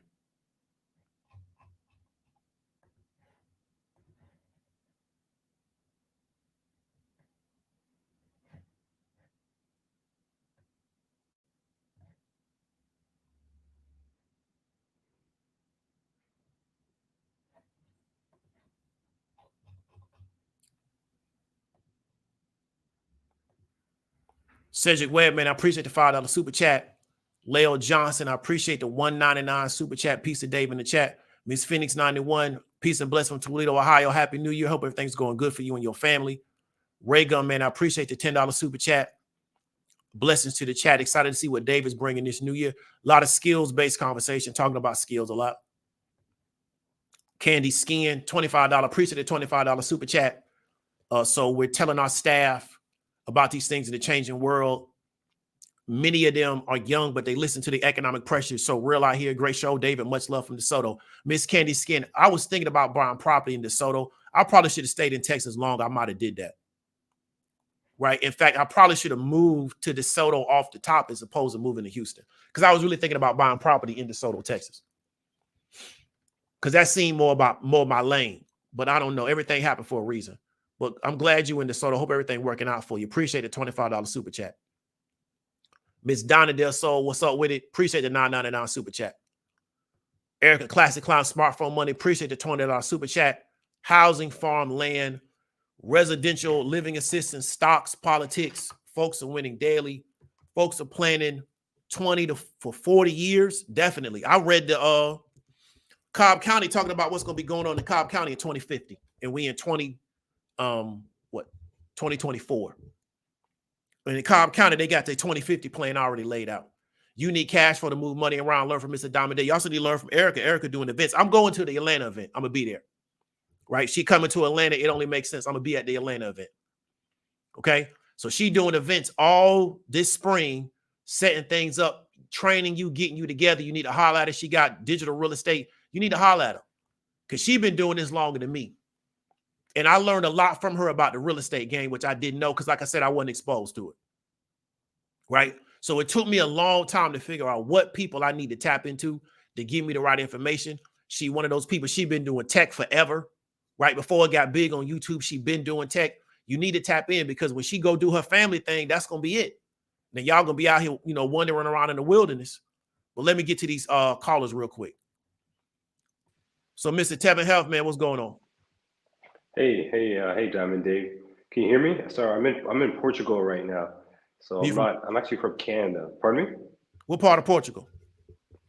We're near Guimarães. So it's like a small little village. I'm here with my girlfriend, meeting her family and stuff. She comes from a lot of power, especially in Portugal. But The one thing I made a comment about something you said when you're talking about how different movements, different people are moving this in the economic warfare. But I think I'm a student myself. I'm in engineering, so I already know right off the gate. I'm gonna build an engineering consulting firm. I just gotta use the resources I have to make it possible. But one thing I made a comment when you said how people are moving money different ways. I actually sat on the highest governing board of my university, and that's another area where you just see people just move money all over the place. Sorry, I thought you were gonna say something, but no, I just wanted to comment on that. That it was spot on. And one of the key things I remember is I know when I sat on the board and it was during the pandemic, you would think, hypothetically speaking, oh, if all the students don't have enough money. I made one little talk saying, hey, some kids can't pay for their phone bill, and the president said, fine, we'll just take off of the president's fund and a lot, like whatever money we want. They had like an endless amount. So you're absolutely right. The economic warfare is definitely there, although in a university perspective, it's a little bit different. But the one thing I can say is if students want to see how it actually works, sit in the highest governing board of the university, see how they operate. That's another way to see it. I just want to kind of point it out there because you're mentioning being focused, kind of see how the world kind of operates. If you're a student, you can also see it if you sit on like boards for a highest level. I don't mean like student council. I mean like literally sitting across from the president like every month to try to see how things operate. And they don't play no games in the university level. I just wanted to kind of add that in. I don't know if you have any thoughts on that. I mean, I really appreciate you coming with that understanding. And I think people, if they go ahead and investigate that, they can really understand because you're talking about budgeting, especially at a lot of the larger schools. The money is kind of outrageous and people may necessarily not be aware of that. And then with other schools, the money's really not there because the money's being throttled. So GC hipped us to the fact that the state of Alabama owes Alabama A&M like $570 million. So you see some schools being starved out of resources, other schools have an abundance of resources. So it allows those people to be successful and it really impairs the success of other groups of people. Absolutely. And you're absolutely right on that. So yeah, I just want to add that in and thank you. I learned you from Kay and Kay Business Talk, and I normally just focus my stuff on my physics and my math and everything. But when you mention your name, I've been following for a bit, and I've seen my life kind of improve like no tomorrow. Of course, it's busy in engineering because they kind of beat us up. But I have to make sure that no matter what type of threat they put my way, I kind of have to make sure I remain focused and don't get distracted. I don't go to school to say, oh, I want to follow the educational system. I go to school focused to just create a consulting firm the moment I graduate. That's the focus. Whoever I meet, if you're not aligned with that goal, I'm just going to cut them off right out the gate. Stay away from parties, stay away from problems, just focus on if they're willing to build something, right? And I think you keep preaching that, talking about that, and it's kind of connected with me. I just want to say shout out. So thank you to all you've done. And I just want to say that. All right, man. I really appreciate it, man. Let me get to the next person, and good luck and good fortune, everything you got going on. All right. Appreciate it, man. Vernon, what's going on, man? Hey, how you doing? All right. How you feel? I'm doing pretty good. What's going on? Quick question. Yes, So sir. with the family development thing, I'm at the point now where I try to talk to like my cousins and stuff, and I just realized with adults, like they just gonna do what they're gonna do. So like in my family, we have different people that are successful, but you Okay. can't get them to work together. Like everybody wants to compete, and I think it's just how our great grandfather was with their kids, and they taught it to their kids. So what I'm doing now is I'm like, okay, me and my wife were pretty successful, um, but I still wanted to get further. But as far as like children, especially like high school age, like I'm trying to teach them, with PowerPoints and stuff like that, the economic warfare, the different things they need to look at as far as decision making, leadership, and things of that nature. But one thing that I'm running into that's like, really makes me mad, but I can't like, put hands on anybody is, especially with a kid, if you teach a kid X, Y, and Z and they start learning, but then they go home because the kids aren't with me and their parents aren't, being good examples, reinforcing what I'm saying. So one of them, like as far as discipline and stuff like that, they're not seeing discipline at home. So they kind of like fall off the rails. So one of the things I'm thinking is like, okay, maybe they could stay with us for the summer or something like that, and just make that a reoccurring thing every summer because they're about to go to high school. But as far as when you teach people or just in general, teaching children, but their parents aren't on board, how do you think there's some ways to overcome that? Is my question. I mean, I wouldn't be 100% sure because my specialty is not in teaching children. So what I can do is, do you know Corey Camp from By the Hood? Yes, I look at their videos. Yeah. So what I would do is encourage you to reach out to him, maybe reach out to Jimmy, because they specialize in educating children. And so what they can do is probably give you some insight based on their experience because they've been doing it a very long time. So that's really not my specialty. So Okay. I would want to tell you to do the wrong thing and then it impact a child negatively. Okay. Yeah, so I would encourage you to reach out to them because that's really their lane. They've been doing that for a very long time. They was doing that way before the pandemic, and they may be able to give you some insight on how you can successfully educate children and get that retention, even if it's not at home. Because that's something like I got people in my family that come out of the education space and they taught kids, and that was the biggest thing is that a lot of stuff they're talking about in the school is not being reinforced in the household. So the child come back and it's like you playing tug of war. Exactly. And Yeah, it's like it seems like there's only so much you can do. All right, I'll reach yeah, out to them definitely. then. All right, you got any other questions, man? I appreciate you coming through. Any other questions? No, sir, that was it. Okay, so what I want to tell you is that I appreciate you bringing that conversation about Oakland City Hmm. because that was a good conversation, and that's something that I wanted you to that kind of fit into what we were talking about, to where you have people buying that property in those areas where you have bad public school system. Erica talked about this earlier today on her video about Barbara Cochran. They buying that property and where you have bad public school system. The Atlanta public school system has never been great. It hasn't been great for decades because all the money went north, right? Hmm. But what they're doing is they have enough money to buy those properties. And if they live there, they just send their child to private school. Yes, See what I'm and saying? yes, and that's I was looking at private school because you got private schools and charter schools there. The problem with charter schools is they don't do the transportation to the school, so you have to Okay. work that into your schedule. Yeah. And what I was hoping for is when you invest in a certain area, a lot of times the schools are bad because of the residents there, and then the property taxes are what Exactly. funds the school. So if the income level is low, the school's not going to get as much funding to get the resources it needs for the students. But I talked to someone that lived here um, their whole life because I moved here from North Carolina, well, Charleston, but I'm from North Carolina. And he said that the same thing happened with Decatur, which I drove Mhm. through Decatur a few times and it looks really nice.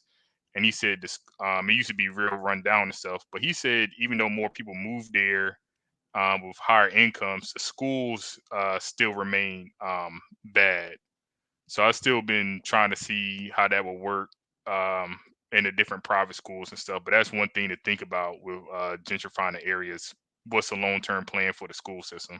Yeah. And I also would do the same thing I'm doing is you can go look up Atlanta's 10-year plan. and see where they're trying to take that city over the next 10 years. Because I believe Oakland City, I believe it's inside the city of Atlanta. I could be incorrect. If It is. not, you want to look at maybe, okay, so they are. So yeah, I would look at Atlanta's 10-year plan and see where they're taking that city over the next 10 years. And does it include anything based around education? But, you know, that's something that, because a lot of wealthy people, they'll send their children to a private school just because they don't want their children going to a public school. It doesn't even matter if the school's good or not. Because they want the network of that private school. So I used to play basketball with this black dude out there by Acres Mill. He was going to a private school. His people's paying $40,000 a year for him to go. Yeah, and that's what I'm saying. I looked at some private schools, and especially when you get to high school, it can easily be like $25,000 or more. Yeah. And I know there's different levels of private schools. And me, I want to have like a few children. So like that may work with one kid, but when you start talking about like 2 or 3, so that's why I'm looking at other ways to just increase my income. But that's when you was talking about like to just have a house and a mortgage and stuff and the 6 figures. It's like when I was a kid, everybody was like $100,000. You make $100,000, and then you get, especially after 2019 with the whole COVID, and so you get here, it's like, man, this really isn't like that much money. It's really depending not on what you want to do. Yeah, it's not.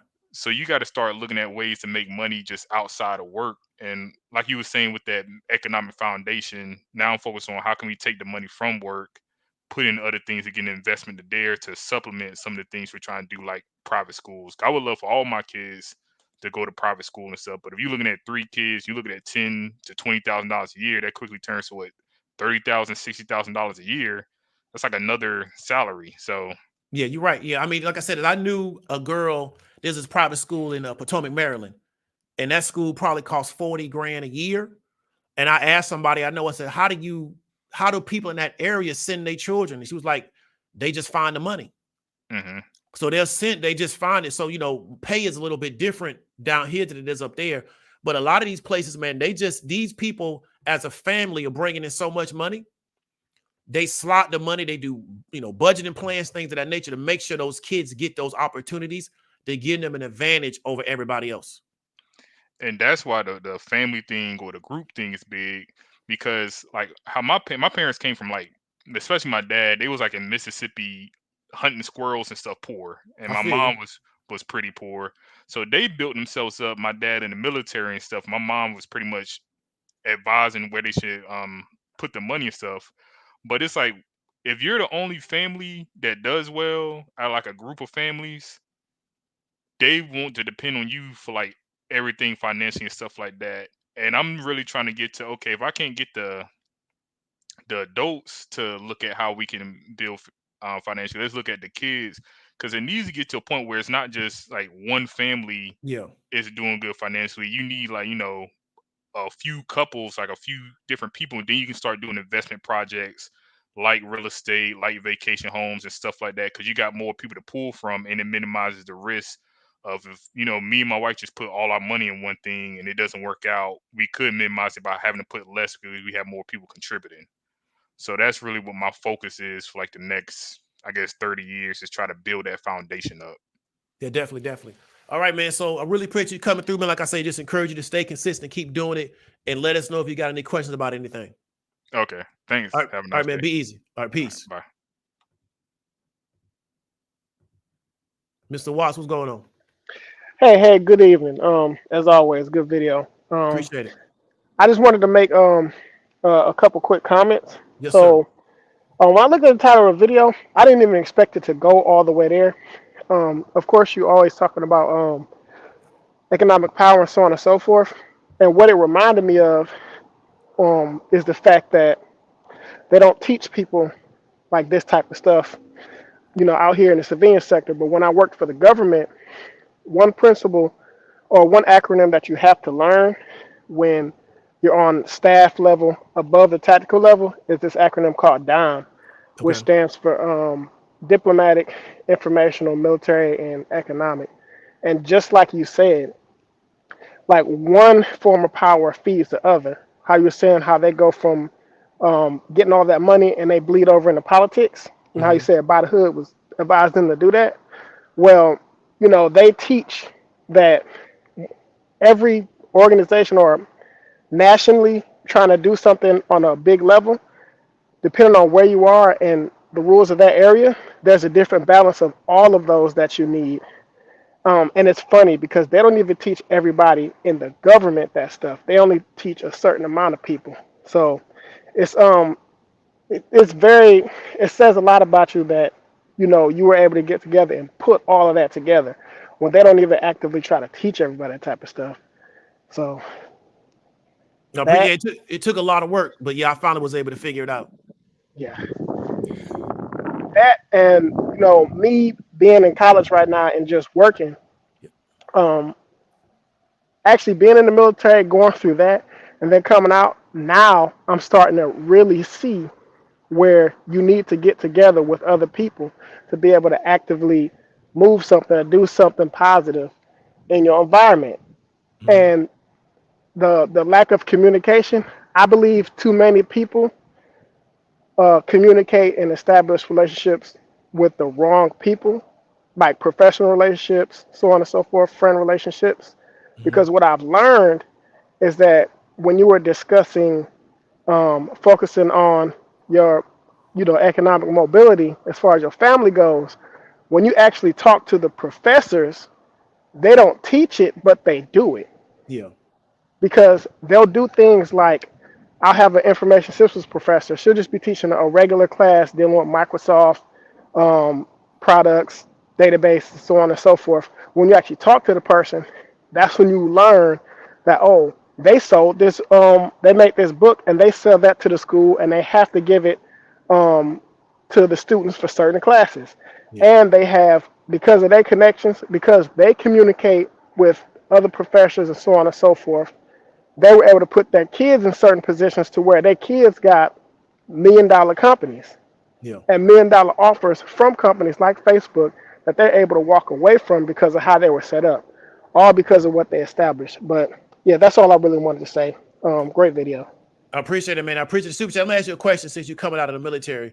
Why do we have, and I asked this before on my community page, and I'm asking you since you're on the mic now, why so much of the content from the military people on YouTube is it just on the tactical level and not more on the strategic or the command level? Because most people don't work on the strategic or the command level, number one. Okay. Number two, because especially like coming out of working with non-commissioned officers that teach at the NCO Academy, the education level as far as the literacy level for you to get in the military isn't that high. We had people going to become non-commissioned officers who my supervisors had to teach how to read. Okay. So most people, they don't work on the strategic level, they work on the tactical level. And like you said before, most people are operating or living on their lowest standard. So they do just enough to get by. So that's most of the reason why. And then with being taught this and with being forced to read it, more than just reading it or whatever, you have to have those leaders that take you through certain types of training Yeah. and all those different scenarios so you can actually understand how this stuff is applied. Because if you just look at the doctrine, just looking at the doctrine is not going to do it for you. So that's most of the reason why most people talk on the tactical level that you see on YouTube. And the funny thing about that part is a lot of those people, when they talk on the tactical level on YouTube, they're not even telling you the right stuff. Okay. Okay. All right. Well, I appreciate it, man. I know you've been tapped into the channel for a long time, so I was glad to hear your voice, see what you was talking about. Appreciate you coming in, man. Appreciate the super chat. Like I say, man, if you got any other thing you want to contribute, just let us know. Oh, most definitely. Be easy. All right, be easy, man. You know, challenges in life can fulfill you more than a distraction, and more of us need to be in this light. Great video. Appreciate it. Credit Solutions, man. Happy New Year. We trying to link up with the Credit Solutionists and Mr. Dix late this quarter. We trying to put something together. I got to see, can I put it together? Right? If I can put it together, we'll do it. You know, so that's what we trying to do. But yeah, we're going to bring them two in to talk about more skill-based stuff. We're going to really hit skills really hard in 2024. Terry's Eats, learning skill to take the deal, most definitely. OCL Sportsman, appreciate the $2 super chat. Mr. A, thank you for consistent gut checks, being in passive positions daily in this world. Your salvation's ahead. Wish you a successful 2024 year, YouTube. So let me go through some of these comments, man. We're going to get it before we leave. Alonzo, the all-star advisor, what's going on? Big discussions, what's going on? Ant Johnson, what's going on, man? I seen him last night in By the Hood. Miss Cherie, what's going on? Appreciate all the help you gave me. Miss Cherie says she's shocked that the Cat Williams interview has 20 million views. I didn't watch it. People spend a lot of time watching, discussing this. I mean, Cat is a genius entertainer. So, you know, he get the right platform and it did what it did. He came along at the right time. And if you really watch it, Miss Cherie, I don't know how much you follow comedy. He really did his set. Like, that was a set. It wasn't random. It looks like that because he's so good at it. But he really did a set. He did a comedy set. And the fact that a guy can do a comedy set sitting down for almost 3 hours tells you like how strong that guy is in that space. Because he did a set. You know, so big up the Cat. You know, but it's just building it up. Girls with the Pearls, appreciate you coming through. Appreciate you being a mod. Miss Sapphire, so true. Poverty in America was radically different than being poor anywhere else. This will certainly be changing in the next few decades. Buckle up and get ready, most definitely. You know, America created a lot of programs in America to raise the standing of living of our poor. Before those programs, poor people in America lived like poor people in other parts of the country. You just had nothing. You barely ate. You had no water. You had no electricity. America created a lot of programs to improve the conditions of poor people inside the United States. Right? That did not happen organically. And I think people aren't really educated on that. Dr. Chaz, what's up with it? Like I said, I'm gonna get with you. PhD 2012, tapping in. Appreciate you coming through. Miss Collie G, appreciate you coming through. So Miss Cherie says there's a book called Indistracted, but it says focus is a new superpower. Y'all go check that book out.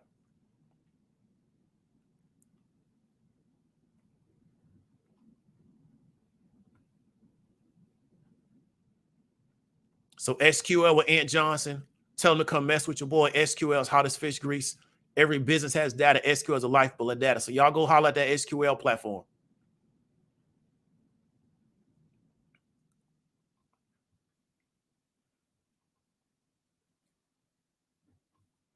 Jillian Brown, what's up with it? Big up to Jersey. So Mr. Tevin Health says politics is spot on. I was a student rep on the board of directors for an Ontario university, and I learned a lot about money and how power moves between universities. Big up to Mr. Heath.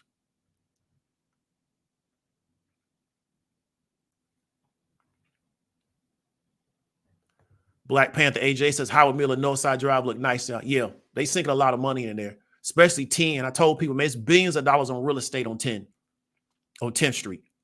You go 10th Street from Piedmont Park all the way west till it dead ends, because 10th Street dead ends.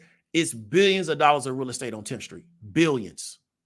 Like every project is probably $500,000 or greater. It's ridiculous how much money they're sinking into the city. I mean, it's just ridiculous. And everybody's on YouTube talking about real estate crashes. This is commercial real estate. This stuff is being financed. Right?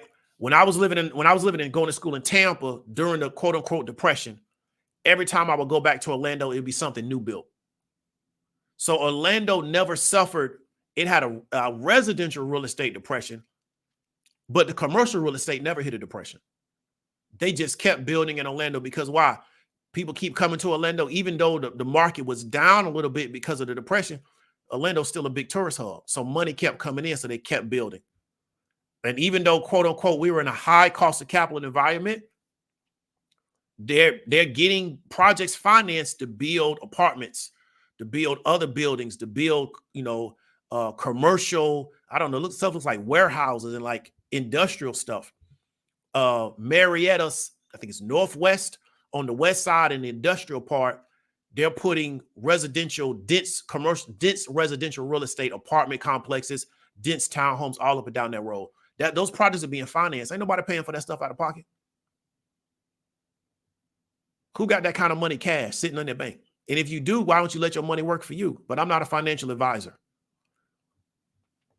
Most def, Dr. Chaz, we factors, we not actors. Let them act. We gonna be factors out here. We moving around, we getting to it.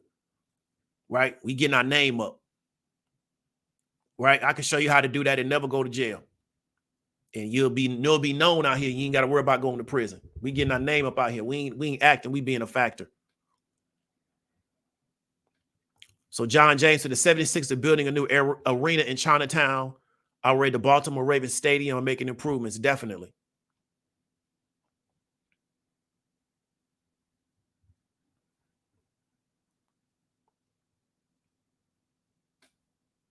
Troy Glover says the working whites think they're part of the white elites. I think they know they're not, but they was useful for a very long period of time. For a very long period of time, this system used working class white people to terrorize black folks and to obstruct them. It doesn't need them anymore because they got systems in place. So it no longer needs their active participation because they got systems in place to do the work for them. So if you ever watch that movie, Mississippi Burning, but it's based on a real life story,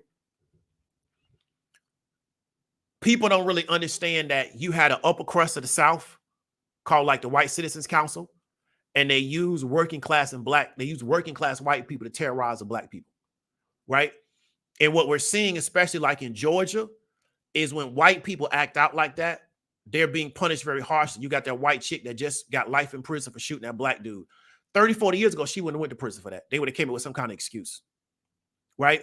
Once the Ahmaud Arbery situation came to light, them dudes got a lot of time in prison. And conservative radio tried to say it was political. The state government of Georgia is conservative. They just didn't like how that looked, right? So what they're really expressing is that white vigilantism is no longer going to be accepted. And a lot of white people can't adjust to that, but they're going to have to adjust to it. But they think their problem is CTR and DEI, right?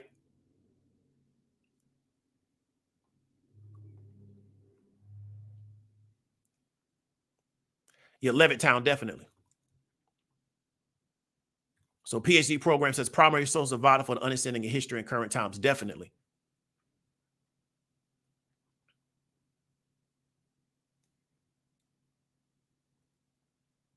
So Credit Solutionist says she went to the store the other day and the checkout counter quoted fresh and fit. I was flabbergasted. I live in Podunk, Virginia. That mindset has permeated the state. Yeah, well, they got over 1 million subs, so they got a lot of listeners, you know, and they're good entertainers. We got to give it to them.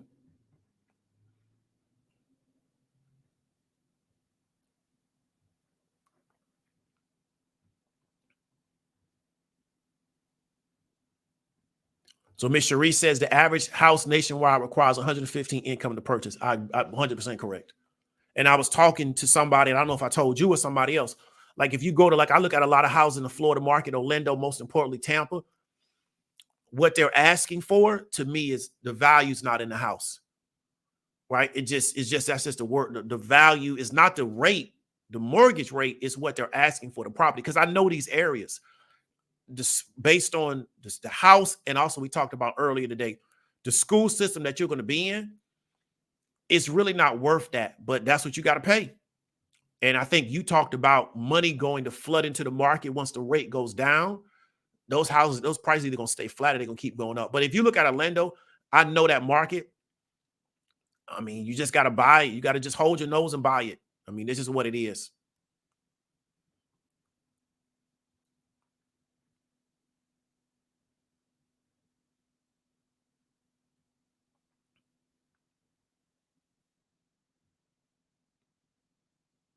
GC says facts and facts. They didn't cut out legacy now, so they want to use legacy to get their offspring. Indefinitely. Yeah, they just trying to get more slots open for them so they can get more people in so they can get legacy. I mean, that's the game. But educational spots are an economic resource. They've always been. So they understand that. So they willing to fight for it. Right?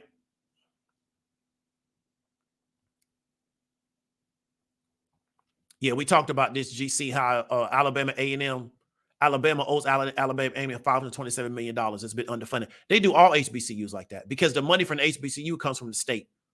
So they got a board that determines funding. They've been doing HBCU. They've been trying to starve them out for years. The fact that in some of these HBCUs can do anything is an accomplishment because they're getting starved out. They're very much underfunded. And people don't understand when you have that lack of funding, you can't bring the best people in because you ain't got the money. So you bring in people that halfway don't want to do the job. And then the students got to deal with that. And it discourages a lot of them because you don't have the money to bring in the top people.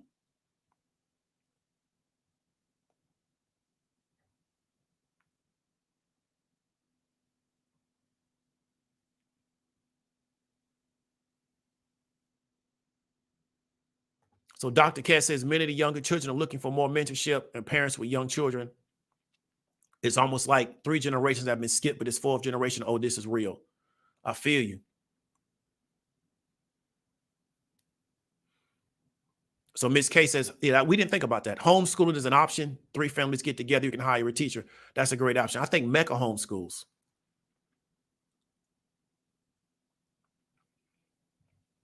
So Cherie says, my grandparents helped my mom send me to private high school. That was definitely group economics. So definitely. I was watching this video about, and they did a movie about this. These white people, like in the Midwest, they had won a lot of money in lotto. And they took all their lotto winners and they set up educational programs for their grandkids. So the grandkids ain't got to worry about going to school because the grandparents already was good off pensions and stuff because they older. So they took all the money they won off lotto and just set all their grandkids up for education stuff. And they just kicking back. So Mr. He says, is it worth expanding real estate internationally for land, build, and leave a family member to watch it for global reach? I think if you got connections in that environment, it may work. But I would really encourage you to get connections in an environment because I was watching a video earlier today. A lady said you can buy land in Africa for $400. My question is, how do I make use of the land if I'm all the way over here? So I think if you got relationships in that land, you can probably make it work. I told people for years ago, if I could get land in Venezuela, I would go get it. My question is, how do you go down there and don't lose your life because of the environment? But if I could buy land in Venezuela, I buy it because it's dirt cheap. The question is the government going to take it from me? Vernon Holman says, yes, Cat Williams prepared for that interview. The first 30 minutes. Yeah, that was a set. He did a set. But it's amazing that he can do a set for almost 3 hours. But he's been doing comedy for 30 years. But you're looking at a pro's pro, right? That's a pro's pro right there. There's nothing random or spontaneous about what he did. He got there knowing what message he was going to provide. And lucky for him, the algorithm favored him and is pushing it out to more and more and more people. So essentially, that's his marketing team. Then everybody else talking about it, they're marketing for him too. But he did his thing. And big up to Shannon because Shannon going to eat off that. And that creates great leverage for Shannon because they can't play with him on ESPN because why? He got the Shay. So they got to deal with. So he was smart. Erica talks about digital real estate. He built that platform that gives him leverage in negotiation.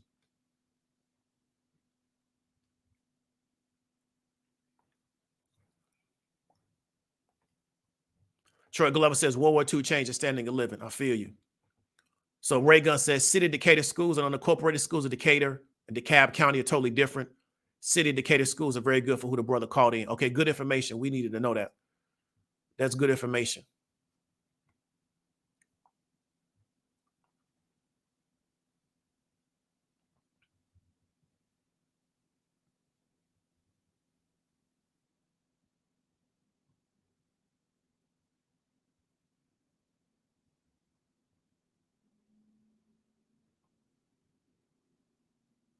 So Miss Lady says Mecca definitely homeschool. Yeah, I thought she homeschooled. So Guru Pros, appreciate the $5. So appreciate everybody for coming through. We're going to get up on out of here. Want to really encourage you to make sure you stay focused, stay locked in. It's the top of the year. Ask yourself how you can get ahead of the game this first quarter because most people ain't really going to start really getting gold until like February, March anyway. Hope y'all got some value from it. David W. Williams, talk to you later.